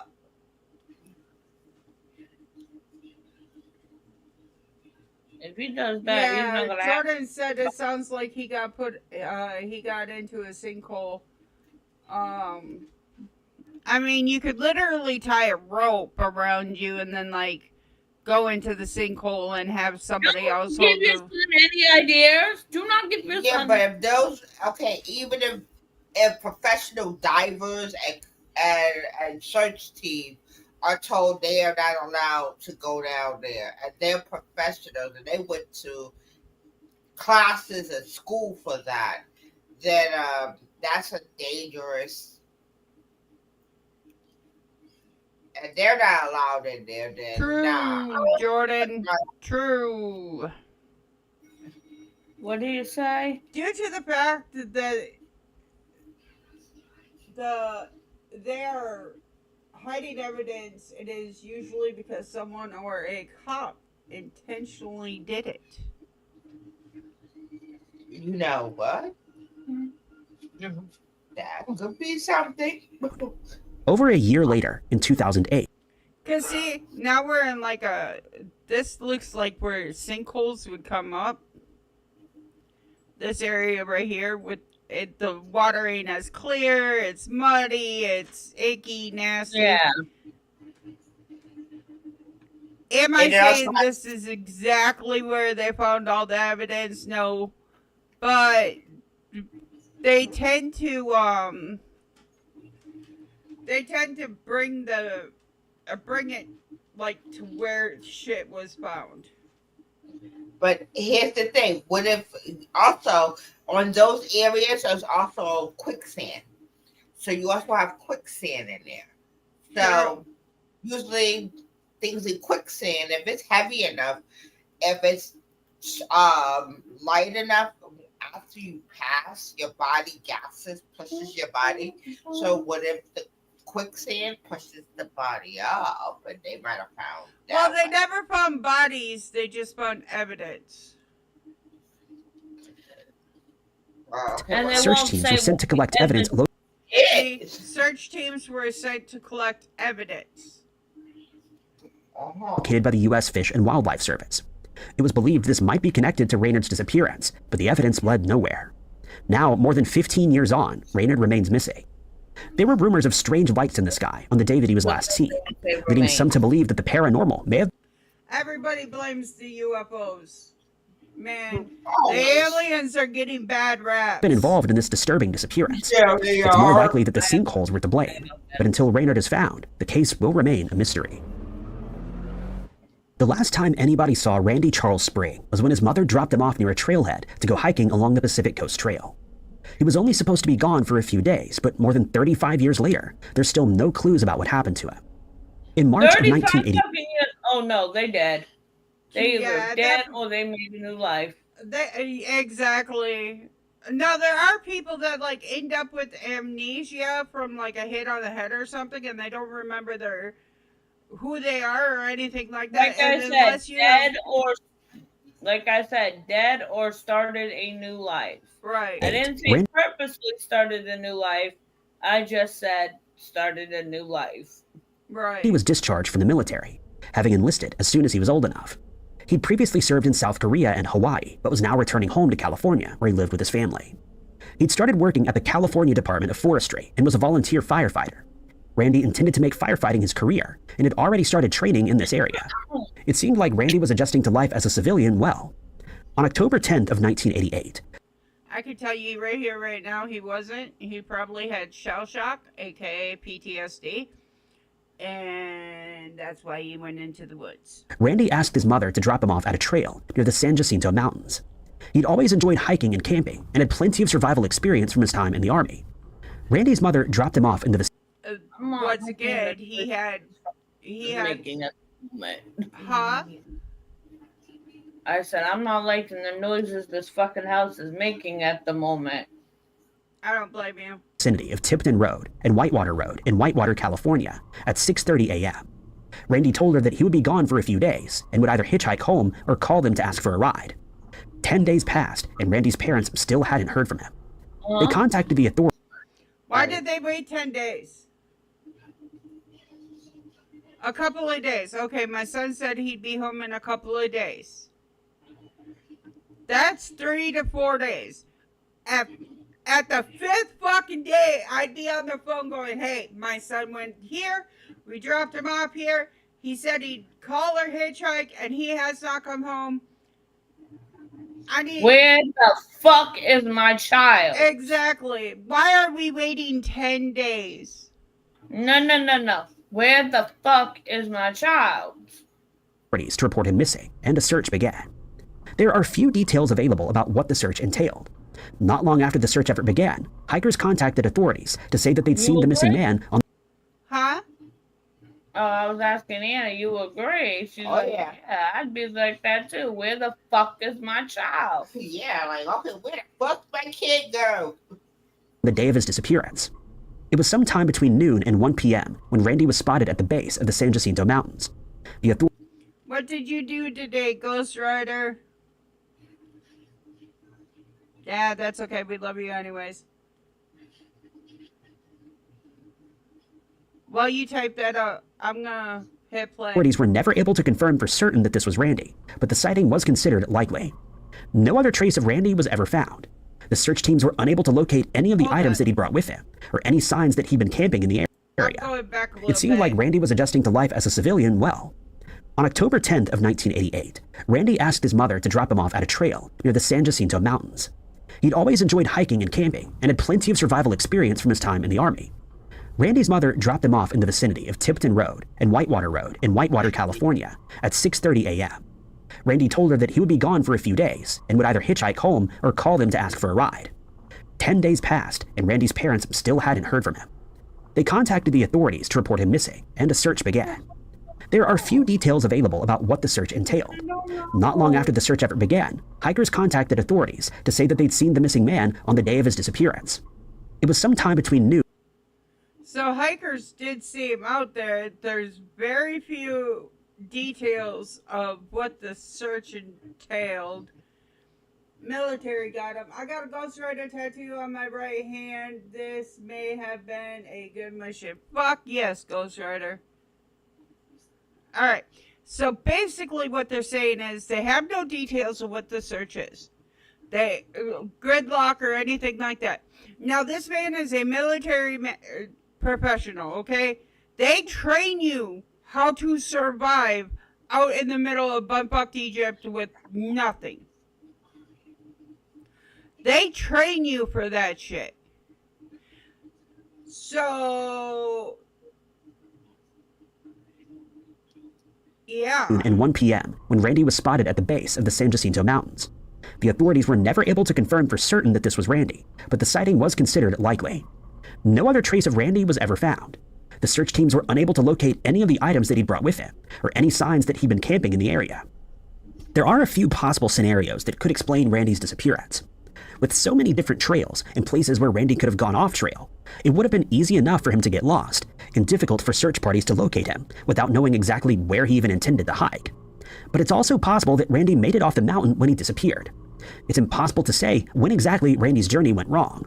It's possible that he'd completed the hike and was trying to make his way home when he met with foul play. Randy had intended...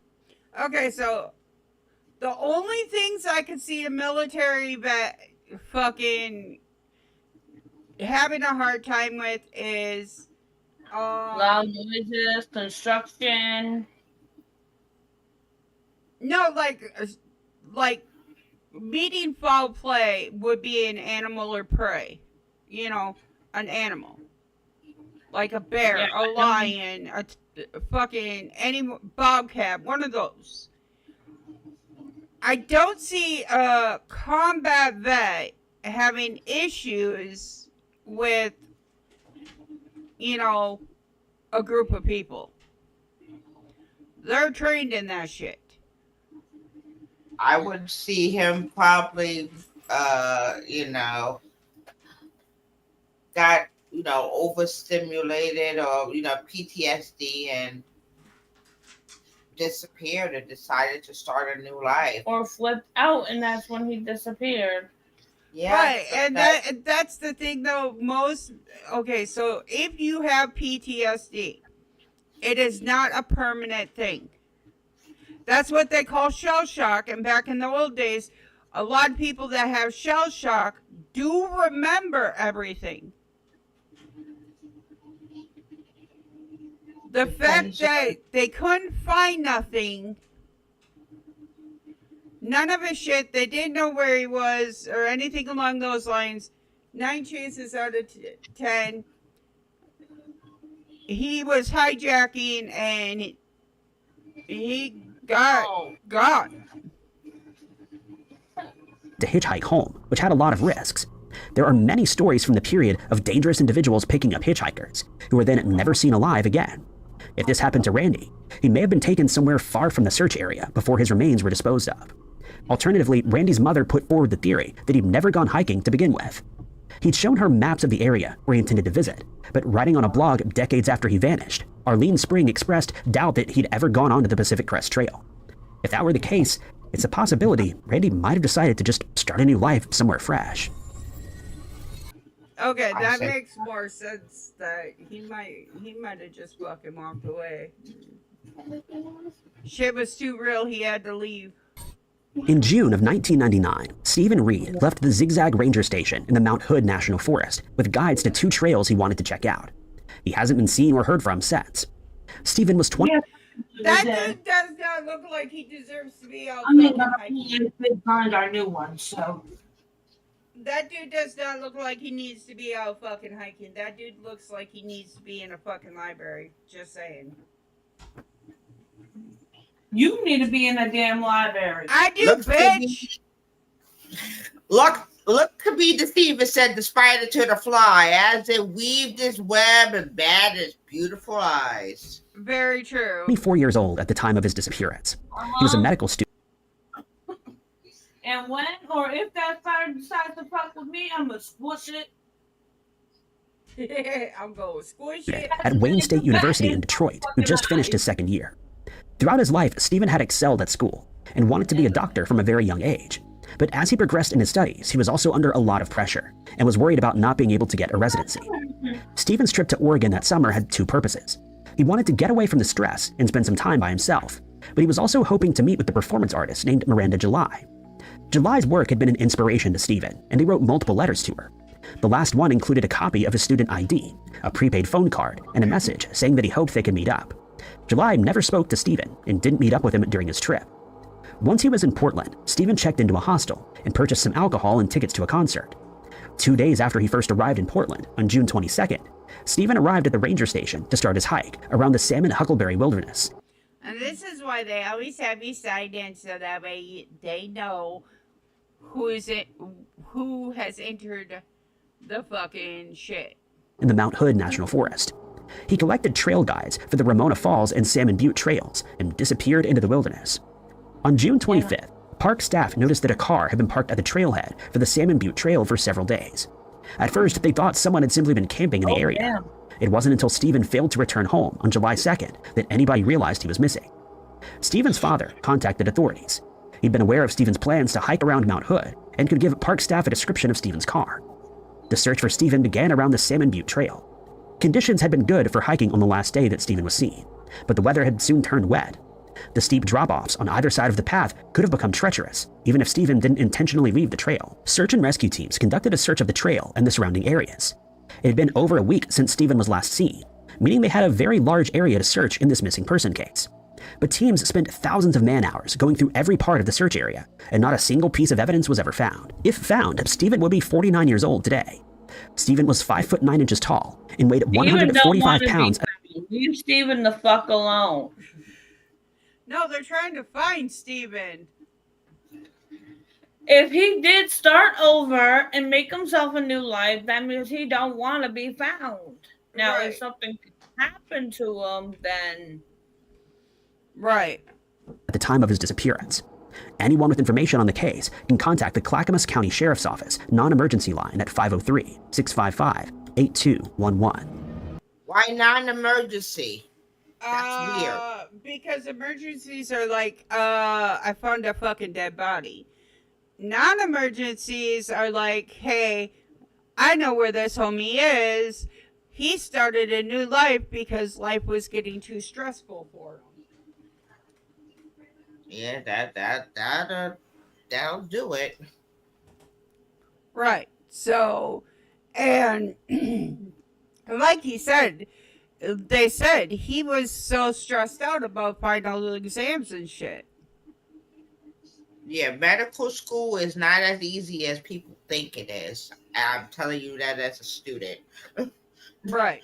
It's not easy. So he My probably second year is hard. he probably dipped out because he didn't want to have to deal with that shit. Yeah. In July of 2018, Paul Miller disappeared without a trace in the Joshua Tree National Park. His family would spend years searching for answers until his remains were finally discovered at the end of 2019. But even this has left behind some unanswered questions. Paul and his wife Stephanie had traveled from Canada to California for their 26th wedding anniversary. They'd spent their time enjoying the sights and hiked around Joshua Tree Park during their stay.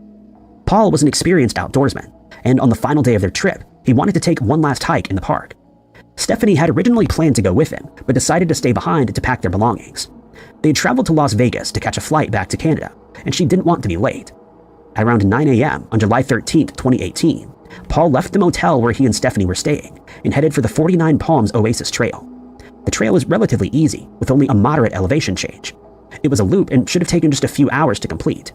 Paul had told Stephanie he would be back by around 11 a.m. Stephanie began to grow worried when he wasn't back by that time, but waited an extra hour, hoping that he would show up. At noon, she contacted authorities to report Paul as a missing person, and the search for him began. Paul's car was located at the So literally he was only there for an hour. Not a hard trail. something happened. Something happened. trailhead, and witnesses reported seeing Paul along the trail, moving quickly and with purpose. Search teams were close to certain that he was still in the area somewhere and began a land and air search for him. The extremely hot weather at the time made searching for Paul difficult. Thermal cameras couldn't be used, as the rocks at Joshua Tree would give off more heat than a human body. The heat also made it difficult for the dog teams to pick up a scent, and at times it was too hot for the dogs to safely work. Even in the harsh conditions, the search and rescue teams spent days searching the trail for Paul before the search had to be called off. For the next 18 months, Paul's family continued to visit Joshua Tree Park, retracing his footsteps in the hopes they might stumble across him. Other hikers sent photos of items they found along the trail in case they could lead to any clues about what happened to Paul, but none of the items belonged to him. It was only when the family received permission to fly a drone in the park that Paul was finally found. In November of 2019, the Western State Aerial Search began to search with drones around the area where Paul was last. Huh? Really? That's what it took? It took his own fucking wife and family to use a drone to find the guy. Right. But you guys gotta remember, at the point in time, it was hot, so hot they couldn't use infrared. It was too hot for the canine dogs. My cat rewound it for a little bit, so sorry about that. To him. It was only when the family received permission. Huh?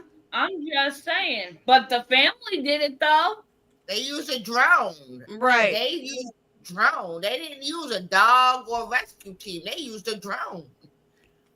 Right. To fly a drone in the park that Paul was finally found. In November of 2019, the Western State Aerial Search began to search with drones around the area where Paul was last seen. Thousands of images were taken and uploaded online, where volunteers began to search through them for any clues. In December, authorities were alerted to a body that had been discovered in one of the photos.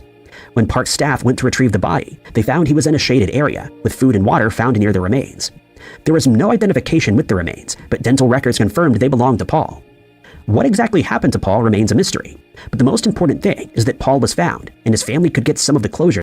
So, there was food and water, which means homie died before he could finish his rations. So what got him? Exposure? Heat exhaustion, yeah.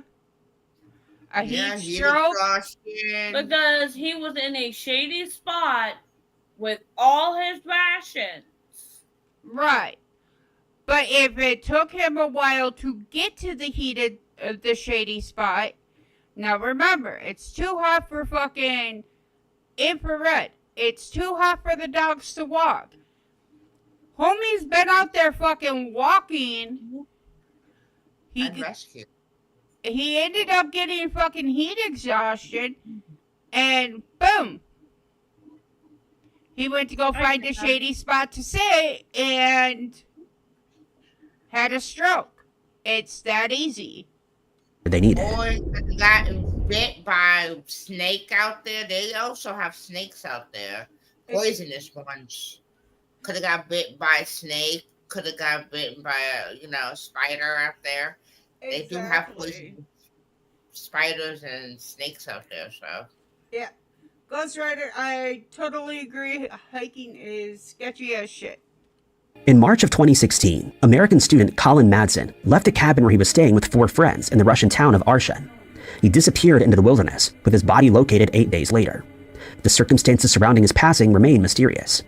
On the day of his disappearance, Colin was supposed to be taking part in a hiking trip to scale a mountain known as Love Peak. He was staying with a group of friends that consisted of 2 Russians and another American. The night before the trip, they stayed up late before finally heading to bed at around 2 a.m. on March 27th. The plan was for them to wake at 5 a.m. and start their hike 2 hours later. When the rest of the group woke, there was no sign of Colin. They waited until 7 a.m., but Colin still hadn't returned. Local authorities were informed, and Colin was listed as a missing person. A search of the surrounding area commenced. The weather was hovering around freezing, and rain and sleet made the search difficult. Colin's mother flew over from the United States to try to get some answers, but allegedly met with hostility by the Russian authorities. They questioned Colin's lifestyle, seeming to imply that he'd gotten himself in trouble due to his sexuality. They also theorized that Colin and his friends had been drinking the night before. What? I said, 5-way.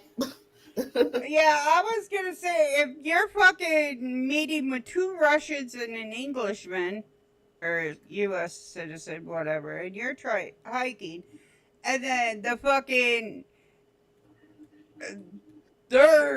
fucking being a pain in the ass for you to get any answers, there's foul play. Disappearance, but the group insisted they were all sober. After 8 days, Colin's body was found. He was lying beneath a tree in an area not covered by snow. Colin lay on his back with one arm outstretched and his hand in a fist. The spot where he was found was located just outside the initial search area, 1.5 kilometers away from the village where he'd been staying. There were some discrepancies about the state he was found. Very true. You are more likely to be bit by a New Yorker than a shark. According According to authorities, he was wearing a simple Yeah, t-shirt. but his body position sounds really. Sketch. Yeah. Right. And he's only wearing a fucking t-shirt. But a crime scene Yeah. photo allegedly showed him wearing a thermal shirt, which should have On his stomach with his arm laid out and in a fist Like he was hitting something. or reaching for something. Yeah.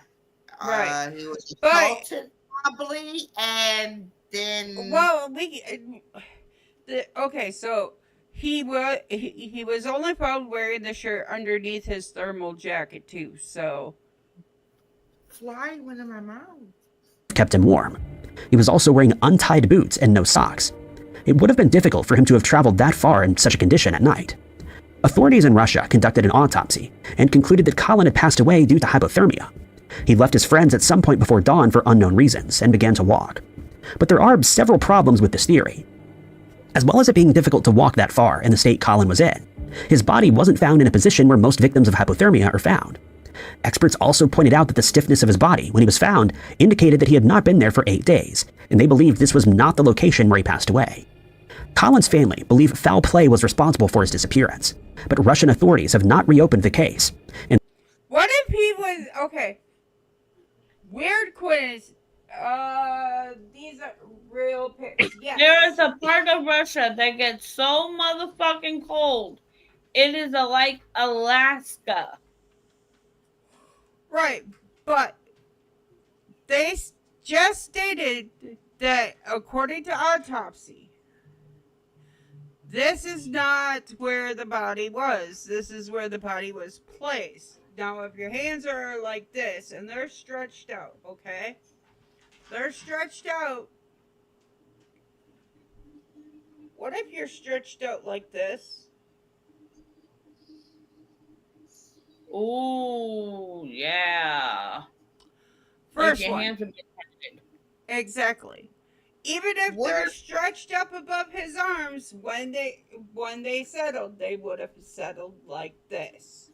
They Okay. said he had he was also, I think, gay or bi Yes. beginning. Yes. What if he, they did? BDSM gone wrong? Yeah. Group orgy gone wrong, or because there was 2 German and 1 American, right?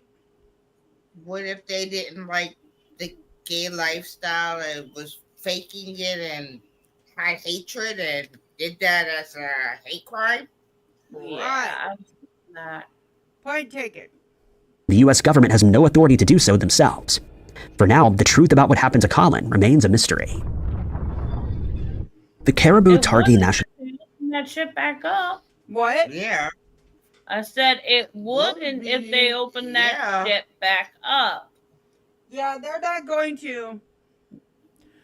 Because It's no water. They ain't trying to mess with that. exactly. Forest stretches across 3 million acres in the southeastern area of Idaho. Visitors can camp, hike, fish, and hunt, as well as kayak and ski. While this national forest is home to magnificent spring flowers and a choir of chirping birds, it also holds a few mysteries, one of which is the disappearance of Christopher Lynn Holverson. Chris graduated from Skyline High School in 1997 and had been working at a local restaurant in 1998. There are a few different versions of the story, but all of them end the same. Chris was nowhere to be found. It all started on the evening of the 17th of May in 1998, when he and several friends, consisting of 7 people around his age and 1 adult, were camping in the Targhee National Forest. They settled in at Table Rock Campground, located close to Kelly Canyon Ski Resort. It's a quiet ground of a grassy meadow decorated with wildflowers. Surrounding it are towering pines and aspen trees. If you're looking for a way to make some extra pocket money, Tester Up has a great opportunity for you. But this worsen. Snow, quiet ground of a grassy meadow decorated with wildflowers. I'm trying to Surrounding get it are past towering the pines and fucking aspen trees. ad. There we During the go. trip, the friends had a party, and he would leave the tent sometime between 9:30 and midnight. The others claimed that he had tripped over a rope while exiting, and everyone teased him about it. The campers don't entirely agree on a conflicting aspect. Some have said that Chris had gotten into a fight with 1 or more individuals who accompanied him that evening. Others have said that he just left without fighting or engaging with anyone. I'm gonna assume that they took the fucking. He really did fucking get into an argument because they're gonna change their stories if they fucking, if something happened and fucking homie ended up turning up missing. Oh well, yeah, we were arguing. Well, now you look bad. Chris walked off in an unspecified direction, which was characteristic of him, as it was reported that he often took off unannounced, but What? I know what you did last summer, kind of thing. Everybody keep make a pack of a hush hush thing. Nobody tells what really happened. Exactly. Hey, it happens.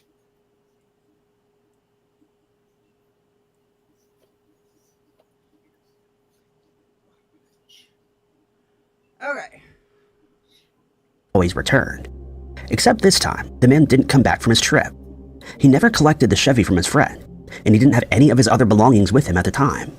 It was revealed that Chris's parents were separating, but he didn't seem upset enough by the whole ordeal to run away. There's only one credible sighting of the missing man, which came from the driver at the camp, who stated that he saw a person matching the description standing by a vehicle. He reported seeing a tall man wearing a blue tracksuit with a white stripe, but this sighting has remained unconfirmed. There's since been no new evidence that's come up for the last 26 years. There exist two different theories about this case.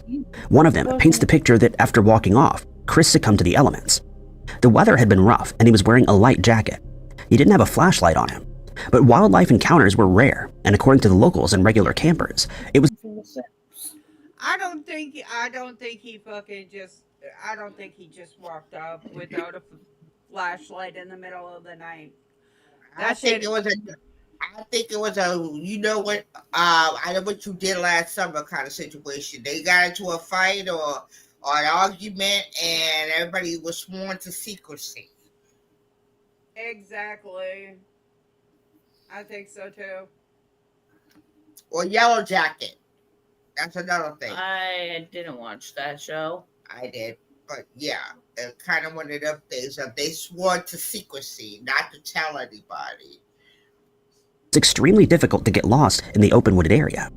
The second theory is a bit more sinister, yet it remains nothing more than a suggestion. Something happened that night that the group had kept a secret, according to the theory. The campers had told the same story upon investigation, but in the years that followed, it seemed to evolve. Allegations have been made about sketchy behavior taking place at the party, and the days that came after the initial disappearance. No one has made an allegation that anyone had taken the man's life, but rumors still run unchecked. There's said to have been some Facebook groups dedicated to Chris, where family and friends of those who camped with him that night might have gotten into back and forth disagreements. Allegations have been thrown around on this group, one of which stated that the stepfather of one of the teenagers had threatened them into silence. That same stepfather had information that he wanted to bring forth, but passed away before he was ever able to do so. These allegations remain exactly that, an allegation, none of which have been proven. At the time of his disappearance, Chris Lynn Holverson was 6 feet and 2 inches tall. He weighed somewhere around 155 pounds and wore a blue jacket with a white stripe on one side. He's described as a brown-haired male with brown eyes and wears eyeglasses. Should anyone have any information regarding the missing man, you're encouraged to contact the Madison County Sheriff's Office at 208-356-5426.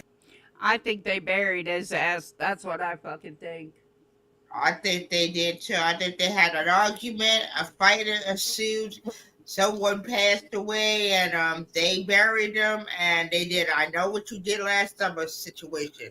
They decided everybody was sworn in secrecy. Anybody tells, and it's going to be their problem. Exactly. He would now be the age of 45 years old. Number 9. Located in New Mexico is a national park home to many mysteries. The Santa Fe National Forest is made up of 1.6 million acres of valleys, mountains, and mesas that range to elevations of 5,000 to 13,000 feet. Back in 2017, something strange started happening. For several months, an increasing number of man-made structures began to appear. They were made of downed wood and appeared to be intricately designed, resembling something of a teepee. No one would be able to inhabit these structures, as the inside space was far too small, and whoever was making them needed to be caught. Some of these structures were made using 1,000 pieces and stood 2 to 3 stories tall. Forest officials have found at least 8 such structures littered across the park.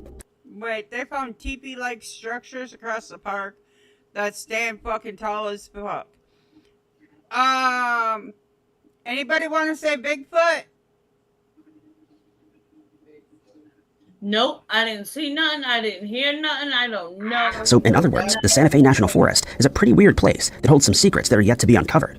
But one of the most prominent ones is the case of Melvin and Adele. It was the 6th of September 2009 You know when Melvin anything else? Nope, don't know shit.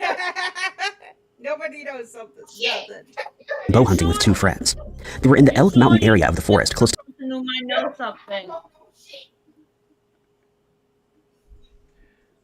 She's like, I don't know shit. You can't prove it. Pecos, New Mexico. With him, he had a .44 caliber revolver, camouflage print Martin bow, and zebra-striped arrows. He'd been wearing camouflage jackets and had polypropylene underclothes, thermal socks, boots, a Lucky 13 pendant, and a Seiko watch. At 4:30 p.m. that day, Mel strayed from the campsite but told his friends that he wouldn't be going far and would be back before nightfall. Unfortunately, he wasn't back before nightfall. In fact, he didn't come back at all. He was gone. A lengthy investigation into his disappearance commenced. The Jeep Cherokee belonging to Mel was found at the campsite with the number plate HKJ664. Inside it was his backpack, cell phone, and GPS unit. This appeared unusual to his hunting companion because he would always carry the GPS with him so that he wouldn't get lost in the vast landscapes. Canine units were able to pick up the scent of the missing man at 50 yards from the camp, down a route that he used regularly. According to the family, he'd become lost once before, and after that incident, he never strayed too far from the site again. Yeah, I think something, Nefarious Mama, happened. Bigfoot Froggy, sorry but true. Troll is coming out. Hey, she probably is. Had no health. What? I think Roy was Bigfoot because homie fucking disappeared from his family for 40 fucking years, and they had FBI. They have fucking private investigators, cops, the whole 9 yards looking for his ass, and they couldn't find him. Don't say that about your own mother. Why not? Complications, and there were no clues pointing to foul play. Mel was declared lost or injured in the wilderness. Alan Pacheco had been searching for missing individuals since 1973. People have vanished into thin air in New Mexico, leaving search teams stumped. The same man had taken the time to investigate Melvin Nadel's disappearance. One of the areas he'd searched was the Pecos Elk Mountain area, after an amateur psychic said something didn't feel right in this part. This is where things get stranger. As mentioned previously, the forest is home to peculiarities and secrets that remain hidden. While investigating the area, Alan made use of a Geiger counter around an old fire pit. Some readings turned up on the device, but it failed. After he left the immediate area, the equipment suddenly started working again. The idea was to determine if there had been a doorway, or as described in the report, a portal had been opened in the area of the Pecos Triangle. The Pecos Triangle is yet another mystery that this forest holds. It's the phenomenon where people have a strange habit of disappearing in a similar fashion. Is that like the Bermuda Triangle? Shit if I know. Maybe. I will. That the one you hear in here is Jordan. Many have reported seeing UFOs, strange lights, ghosts, disembodied voices, and even odd human creatures. At the time of his disappearance, Mel was 5 feet 2 inches tall and weighed 135 pounds. He had dark black hair and brown eyes and was said to have a wrapped knee after sustaining an injury prior to his trip. Should anyone have any information regarding this missing person, you're asked to speak to the New Mexico State Police using Bigfoot got him.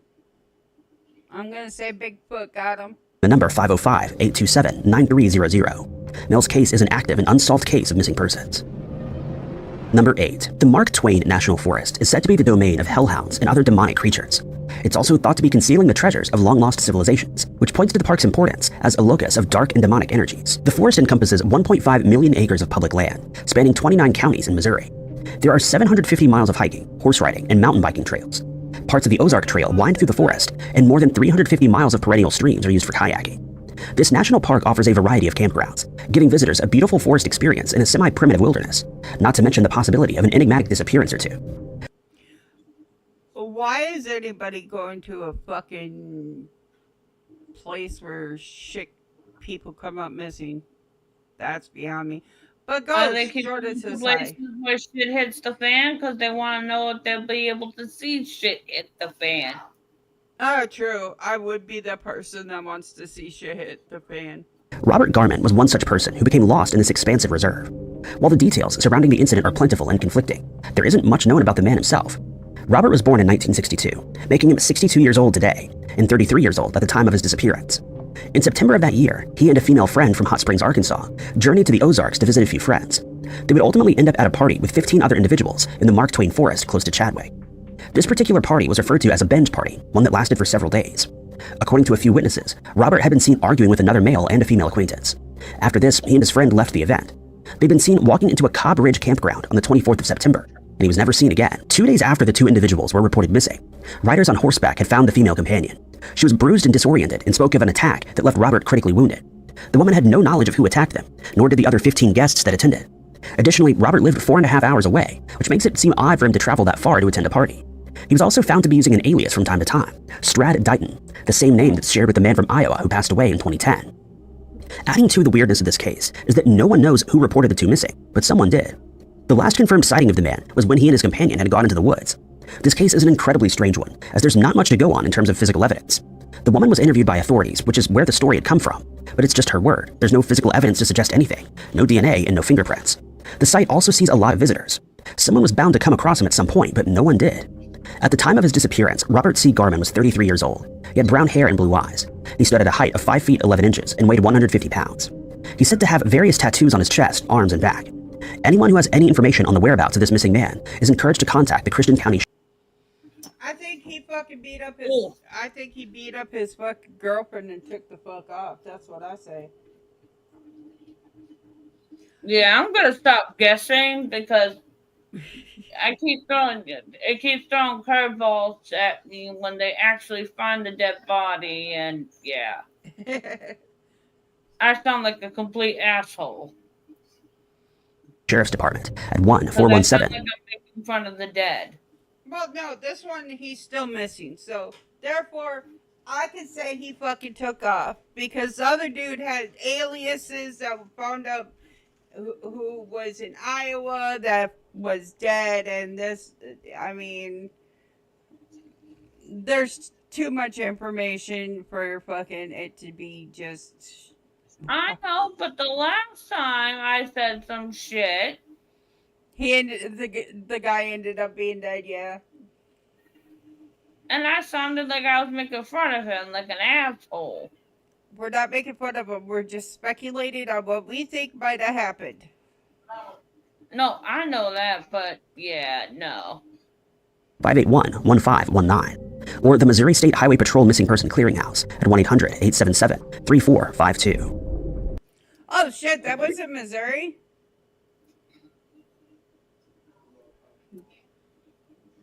What part? Missouri. What part of Missouri? I have no idea. Make fun. That's gonna be the part I'm never gonna go to. Yeah, making fun of the living is funner than making fun of the dead. We're not making fun of the dead because there's no speculation that that person is dead. So, therefore, he could have easily fucking created a whole new life. Number 7. The Klamath National... Huh? I'm not making fun of anybody. I'm just having fun. Right. We're just speculating. We're trying to figure out these cases to see if we can figure out what happened. It's fucking Mystery Monday, aka Manic Monday. National Forest and Butte Valley National Grassland stretch over an immense 1.7 million acres in the northern part of California and the southern area of Oregon. The forest is made up of the Klamath National Wild and Scenic River, along with several wilderness, geological, and botanical parks. The forest harbors elevations that reach 9,000 feet above sea level and is one of the most biologically diverse regions in America. 200 miles of river systems are adequate for rafting. This national forest is also one where quite a few disappearances have occurred and is home to other mysteries. Part of the wooded area falls in Siskiyou County, where there are many unsolved disappearances. This disappearance, though, centers around a particular woman, Marie Louise Andrew. On the 20th of August, 1987, Marie left Davis, California in an upset state. She'd been in an argument of an unknown nature. She wore a tan jacket or sweater, blue jeans, and yellow earrings with a white stone at the time that she left. It's said that she officially disappeared on the 20th of August, the day she left, but it wasn't until the 5th of September that she was officially reported missing. It was 20th, 1st, 21st, 22nd, 23rd, 24th, 25th, 26th, 27th. It was about a week. It was 10 days.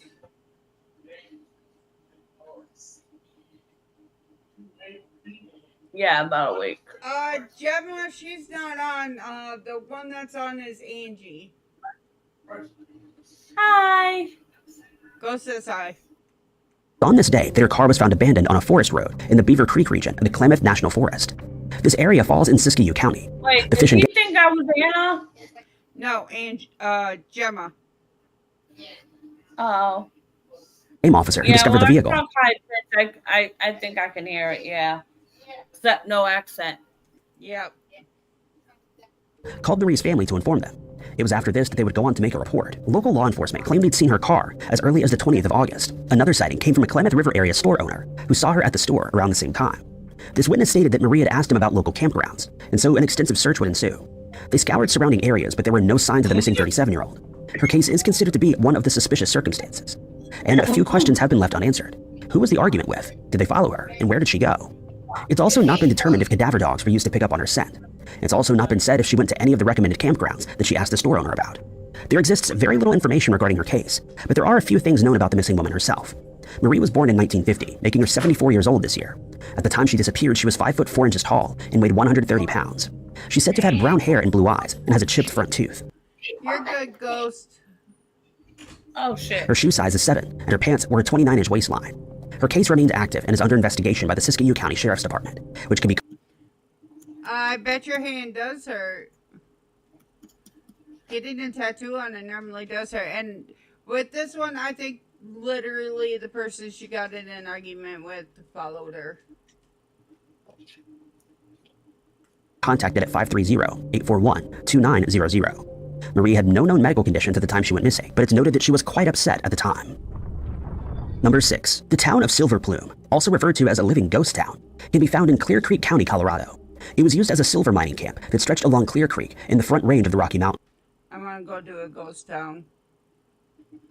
The federally designated area of the Georgetown Silver Plume National Historic District consists of Silver Plume, Georgetown, and the Georgetown Loop Historic Mining and Railroad Park. It's also the town of mystery, where 2 people disappear with a strange connection to one another. To embark on this missing person case, we have to go back to the 7th of September in 1987. It was on this day that Tom Young, a bookstore owner, had vanished along with his dog, Gus. He told everyone that he was going on vacation to Europe, but when 3 weeks had gone by, his absence became suspicious. 10 months later, on the 31st of July in 1988, 2 hunters were hiking on Republican Mountain, just outside of Silver Plume, when they found the remains of Tom and Gus. Damn. Huh? I was laughing at the name Republican Mountain. Circumstances surrounding their passings were strange, but were ultimately closed by the Clear Creek County Sheriff's Office. This case, though, is about Keith Richard, who, 9 months after Tom's disappearance, had moved into the bookshop and opened an antique store. For 23 years, Keith was a sports reporter for a Chicago newspaper. He learned of the disappearance of the former inhabitant and quickly grew obsessed with the case. He began asking everyone around town about the disappearance and more information about Tom, and would even base a character in his novel on the mysterious disappearance. His daughter, Tiffany, noted that authors like to live the story of their characters, and this is precisely what happened with Keith. 1 week after Tom and Gus were discovered by the hunters, the antique shop owner would close up at 2:30 that afternoon. He began to walk around town, telling everyone that he would be hiking through to the nearby Pendleton Mountain, which he would then climb to the very top of. At 4 p.m., he stopped by Ted Parker, who ran a cafe right across from him, and with whom Keith had been acquainted for 40 years. He told Ted that he would be embarking on this journey, but he didn't take him seriously. But the missing man would be last seen heading toward the Pendleton Mountain. There are 2 trails that can be used to get to the 7,605-foot mountain located in the Denali National Park and Preserve. One way is to walk from the parking area on Guanella Pass Road. Hikers would need to follow the old mining roads up to a ridge trail at the bottom of Leavenworth Mountain. The walk goes right through a forested area until reaching the alpine tundra. Another way would be walking up Leavenworth Creek Road to a drainage point, making a few turns, and then heading north until reaching the summit. To reach the top of Mount Pendleton takes no less than 6 hours. This is why Ted hadn't taken his friend seriously. It was much too late to hike up such a mountain, and he was only wearing a flannel shirt with no jacket, jeans, and tennis shoes. He had no supplies and no GPS. That evening, Keith never returned. The next day, helicopters would circle Pendleton Mountain in search of the missing man. Okay. What? And that is why you should have made sure your friend was fucking okay.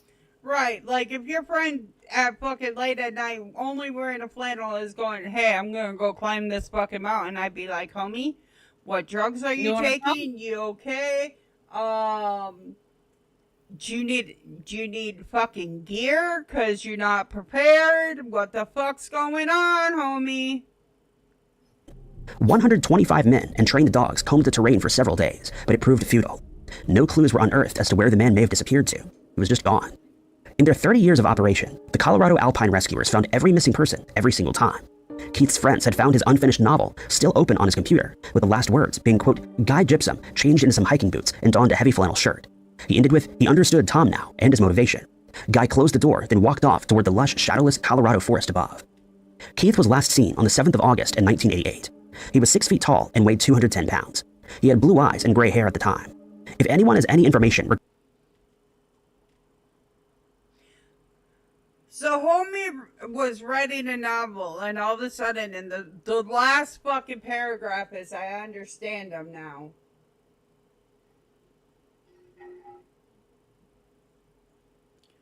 The ghost get to him, or did fucking being in a mining town fucking get to him? regarding the I don't know whereabouts what that is, but it's freaking me out. of this missing individual. They're We're asked to almost contact the done, Clear Creek honey. County Sheriff at 303 679 Aren't you 2354. outside? Oh, outside's freaking you out. Yeah, somebody's like dragging metal. Oh damn, it's Bigfoot. I Don't sent say my that. girlfriend out once to make $10 once for beer. I don't understand how. Yeah, I figured it was a joke. But no, I don't understand how, like, this guy, like, fucking got so involved in a case. Like, it's just weird. That's what it is. It's weird. Number 5. America's Everglades National Park is the largest subtropical wilderness in the U.S. It's the habitat of various rare and endangered animals like the manatee, American crocodile, bull sharks, and the Florida panther.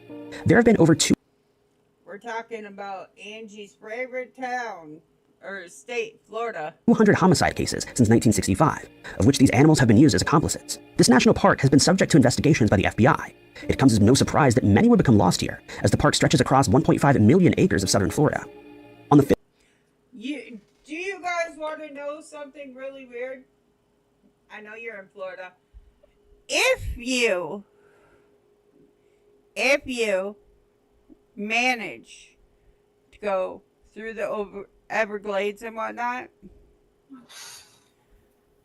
and you want to get rid of a body, make sure that you do it where the fucking gators are, because they will eat the body. Yes and no. If you cut the body up, they will eat it. If they're hungry enough. You're telling me that with all the gators out there in the Florida Everglades, there is not 30 fucking hungry No, I'm gators out not there? saying they don't eat the damn bodies. I'm just saying they don't eat all the bodies. Right. Exactly. It's easy as pie. You cut them up into little. So do pigs. You cut them up into little fucking servings, especially with sharks out there too. The blood attracts them. So you fucking just sit there and you throw out fucking body parts as you're going down the Everglades in a fucking boat, and boom, easy to get rid Like of a I body. said, I'm not saying they don't eat the bodies. They just don't sometimes eat all of the bodies. Right, that's why I said cut them up into little pieces, throw them in a cooler, and then fucking chuck them out like they were fresh kill. How about we don't? Fucking Ghost says only idiots get caught, get busted for murder. True. 5th of March in 2011, Roger Sawyer, a 67-year-old from Oregon who was working as a butcher, accompanied his family to this national park during a cross-country trip in their mobile home. He was said to be an experienced outdoorsman, but he disappeared I'm gonna assume mobile home means RV. mysteriously while camping in the Flamingo campground. On this day, the family had gone to the visitor center, but Roger and his wife stayed behind, but were in 2 different areas of the grounds. Are hikers who are supposed to be experienced, and something just happens to happen to them. Yeah, no. Well, okay, so like there was Go ahead, try to cover this one up. Go ahead. you can't cover up all of them. Some of them are fucking strange fucking disappearances and shit like that. There was a case where like literally it looked like somebody was sitting on a fucking log, like his pants were still on the log with his shoes on, but like the top portion of his body was gone. Go alligator. or bear. You forget we have bears down in Florida too. Yup, bears too, or pythons. We are not Nah, eating we humans. also, we also have rattlesnakes Yup. and scorpions.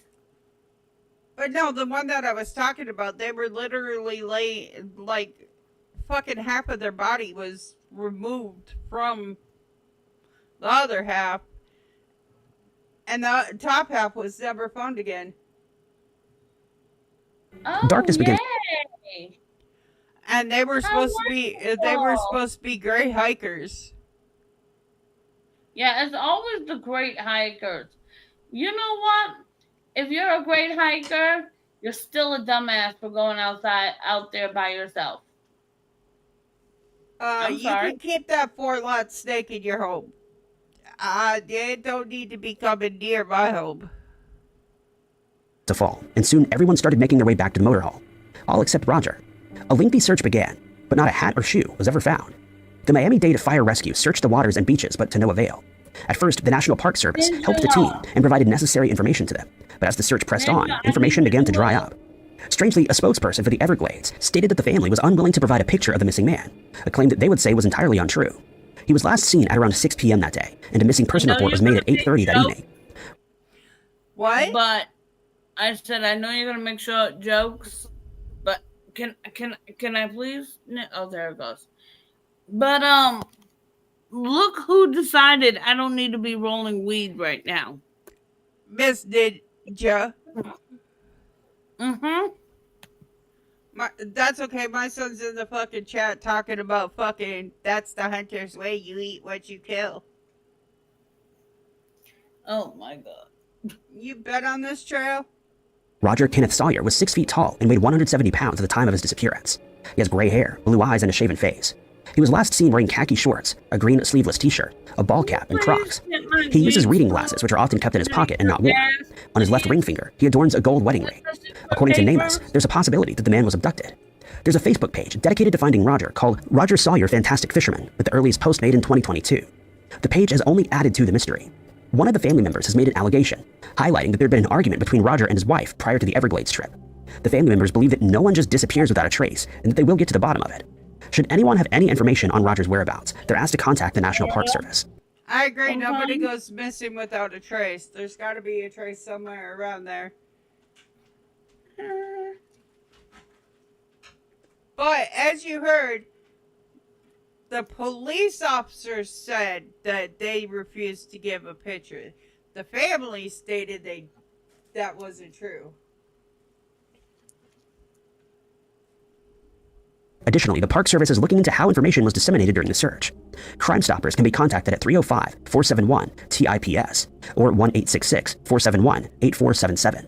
Alternatively, you can visit the website at crimestoppersmiami.com and select the Submit a Tip option. Number 4, found in the heart of north central Idaho. Okay, after this one, I know there's only 3 left, but we've been live for like fucking 2.5 hours. We're going to cut it after this one and in the live streams. Let us know if you want more of these, like, videos and shit. That trail is sketchy. Why is that trail sketchy? That's what I want to know. Because. But if you guys want more videos like this, let me know. I can search them up for Mystery Manic Mondays. How about this? It's sketchy because I said it's sketchy. Jordan, we're not opening up a Krabby Patty fucking shop. But you could come get the kitties. They're fucking climbing all over my shit. Is the beautiful, diverse land of the Nez Perce Clearwater National Forest, which spans across 4 million acres. The land ranges from the dry canyons of the Salmon River to the moist cedar forests of the Selway Drain. Wait, Ghost Rider, you said there's panthers and random evil folks. Oh yeah, panthers. Yeah, the people that are out in the woods. You got the Badlands, you got the Witch's Woods, you have the Everglades, which actually the Witch's Woods is in the Everglades, but So basically, what I'm hearing is you don't want to be out there at fucking nighttime. yeah, pretty much. Got it. And What you don't want to be what I seen. used to do when I was younger, just be out there. And you don't want to be seen arguing with a woman because, women are going to take that a total different way. The park provides breathtaking scenery, adventurous wilderness, fisheries, wildlife, and pristine water quality. The forest encompasses the homelands of the Nez Perce Native Americans. It was here that 62-year-old retired state police captain Ronald S. Gray embarked on an elk hunting trip with at least one other from his hometown, North Brookfield. When the trip was nearing its end, Ronald opted to stay for a few more days to hunt by himself, which was something he had done before. Those closest to him were hopeful that he would be found safe since he survived a brutal attack back in Vietnam, but he's been missing since the 23rd of September 2008. After a few days of hunting alone, he was supposed to meet up with the rest of his companions at Otter Butte in the Selway area of the forest, but he never arrived. There does exist an unconfirmed report that a radio transmission was received by the missing man, who said he'd hurt his knee and was trying to make it back to camp. The date of the transmission is not known, and there's also no telephone service in the area. Ronald is believed to have had more than one GPS unit on him at the time of his disappearance, so getting lost was probably not the case here. It wasn't until 3 days later that the retired captain was officially reported missing. His last known area was the Bitterroot Selway, a part of a remote camp on Mirror Lake Ridge. The county sheriff's department, with the assistance of the Hillcrest Aviation and the Idaho Army National Guard, searched the grounds and air for 5 days but found nothing. A group of trained volunteers also helped in searching for Ronald on foot, horseback, and ATV. Some of the searchers have been camped out in the area and kept a campfire going all night, hoping that the missing man could find his way to them. During the efforts, a Black Hawk helicopter was also used. Searches spanned over 5,200 square miles. Deputy Nita stated that when he spoke to the last person who had seen him, Ronald allegedly said to him, "Tell everybody not to worry about me. I'll walk out when I'm ready." Friends and family were hoping that he was somewhere in the forest, having the time of his life. It's been years since the disappearance, and the missing man... Tell people not to worry about me. I'll come out when I'm ready. Yeah, I don't think they actually met up with the person and they said that. Thank you, Ghost Rider. I appreciate that. I do not And think still they hasn't met up with the person and actually said that. Right, I think that was set up totally. surfaced. It was also Something noted to that he has make extensive them feel better. Huh? Something to make them feel better. Yep. survival training, and there's even been evidence that someone has been using the food that's been stashed by hunters, but no one knows who may have done so. But even though Ronald has the equipment to make a fire, there's been no smoke signals, which they know he would have done if he'd wanted to signal for help. The retired captain also goes by the name of Ron or Ronnie. He's said to have a scar on his left leg, on both hands, and on both feet. He's also said to be missing a middle finger on his left hand. Ronald has gray hair, brown eyes, and a shoe size of 9. At the time of his disappearance, he was 5 foot 10 inches tall and weighed around 200 pounds. If anyone has any information... So, here's what I'm gonna assume. Homie's still living in a fucking cave somewhere, because food gets taken by hunters, right? And campers. Food just magically fucking disappears. Don't worry, I'll come out when I'm ready. Homie's in there fucking living the best of his fucking life, rent fucking free. I don't know. He's a captain. He would know how to fucking survive. He would know. He had GPS signals left and right, so it ain't like he's gonna get lost. And he could be there having fun. Yeah, no. If I was the family members, unless I confirm I've set eyes on him and he tells me that shit himself. Right. Jordan Williams, I swear to God, I'm gonna do something. Jordan says, middle finger. The reason it's missing is because I ate it. You weren't even born! Fucking kid. Regarding the whereabouts of this missing man, you're encouraged to contact the Idaho County Sheriff's Office at 208-983-1100. The missing man would now be the age of 78 years old. Number 3. Alright. We're gonna end it there because, it's that time. Yeah. But I had fun listening to them. If you know anything about any of these missing people and your or whereabouts, go ahead and fucking dial all the numbers. We hope you enjoyed this stream. We love and appreciate every single one of you. If you want to and you enjoyed it, don't forget to hit the like, subscribe, and if you want to become a member of the Lunatic Froggy channel and become a tadpole, it's 99 cents. We hope you guys had a great